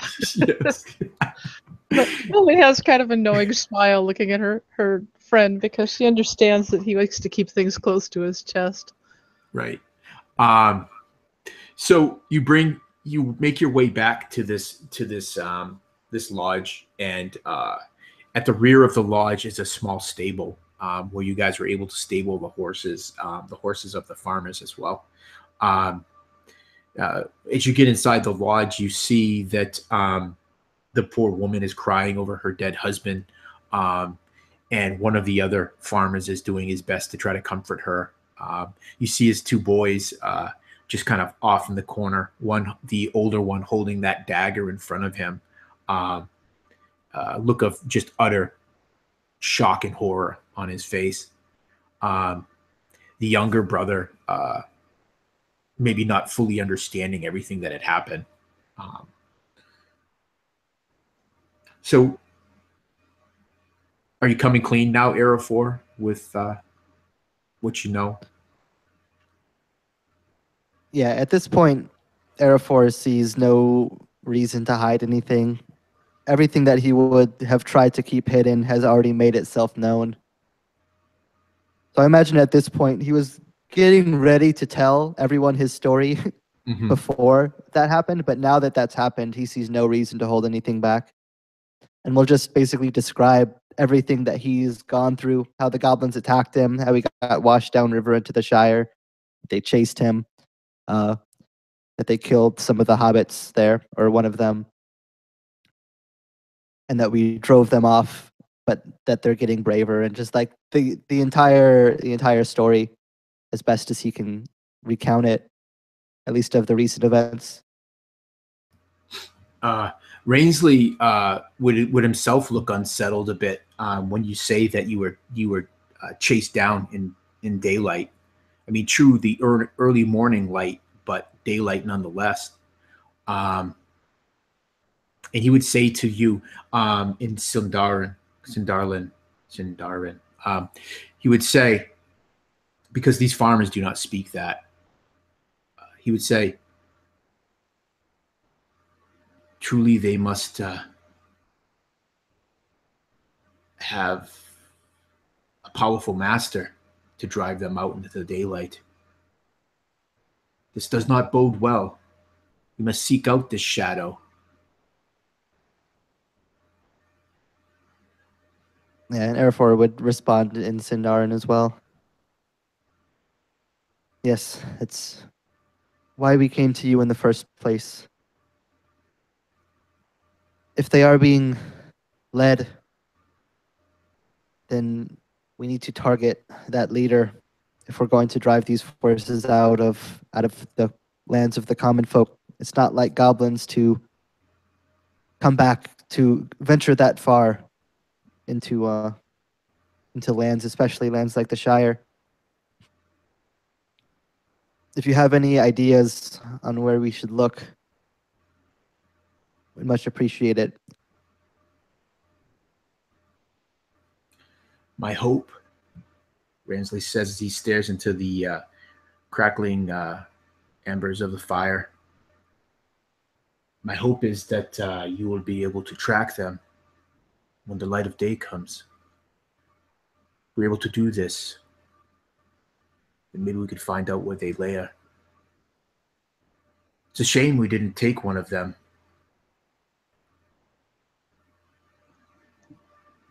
I thought we did.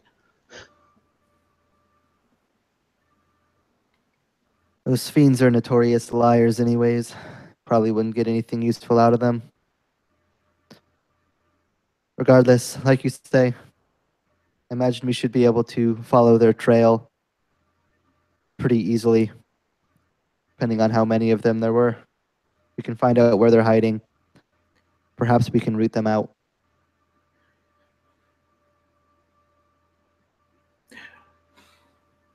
Are you certain that you got them all? That none got away? I didn't see any escape, but they're small and dark little things. There could have been one hiding. I would have no way of knowing. Well, by the grace of the Valar, we shall hope that you got them all. Go, rest. I will keep the first watch. We have much planning to do in the morning.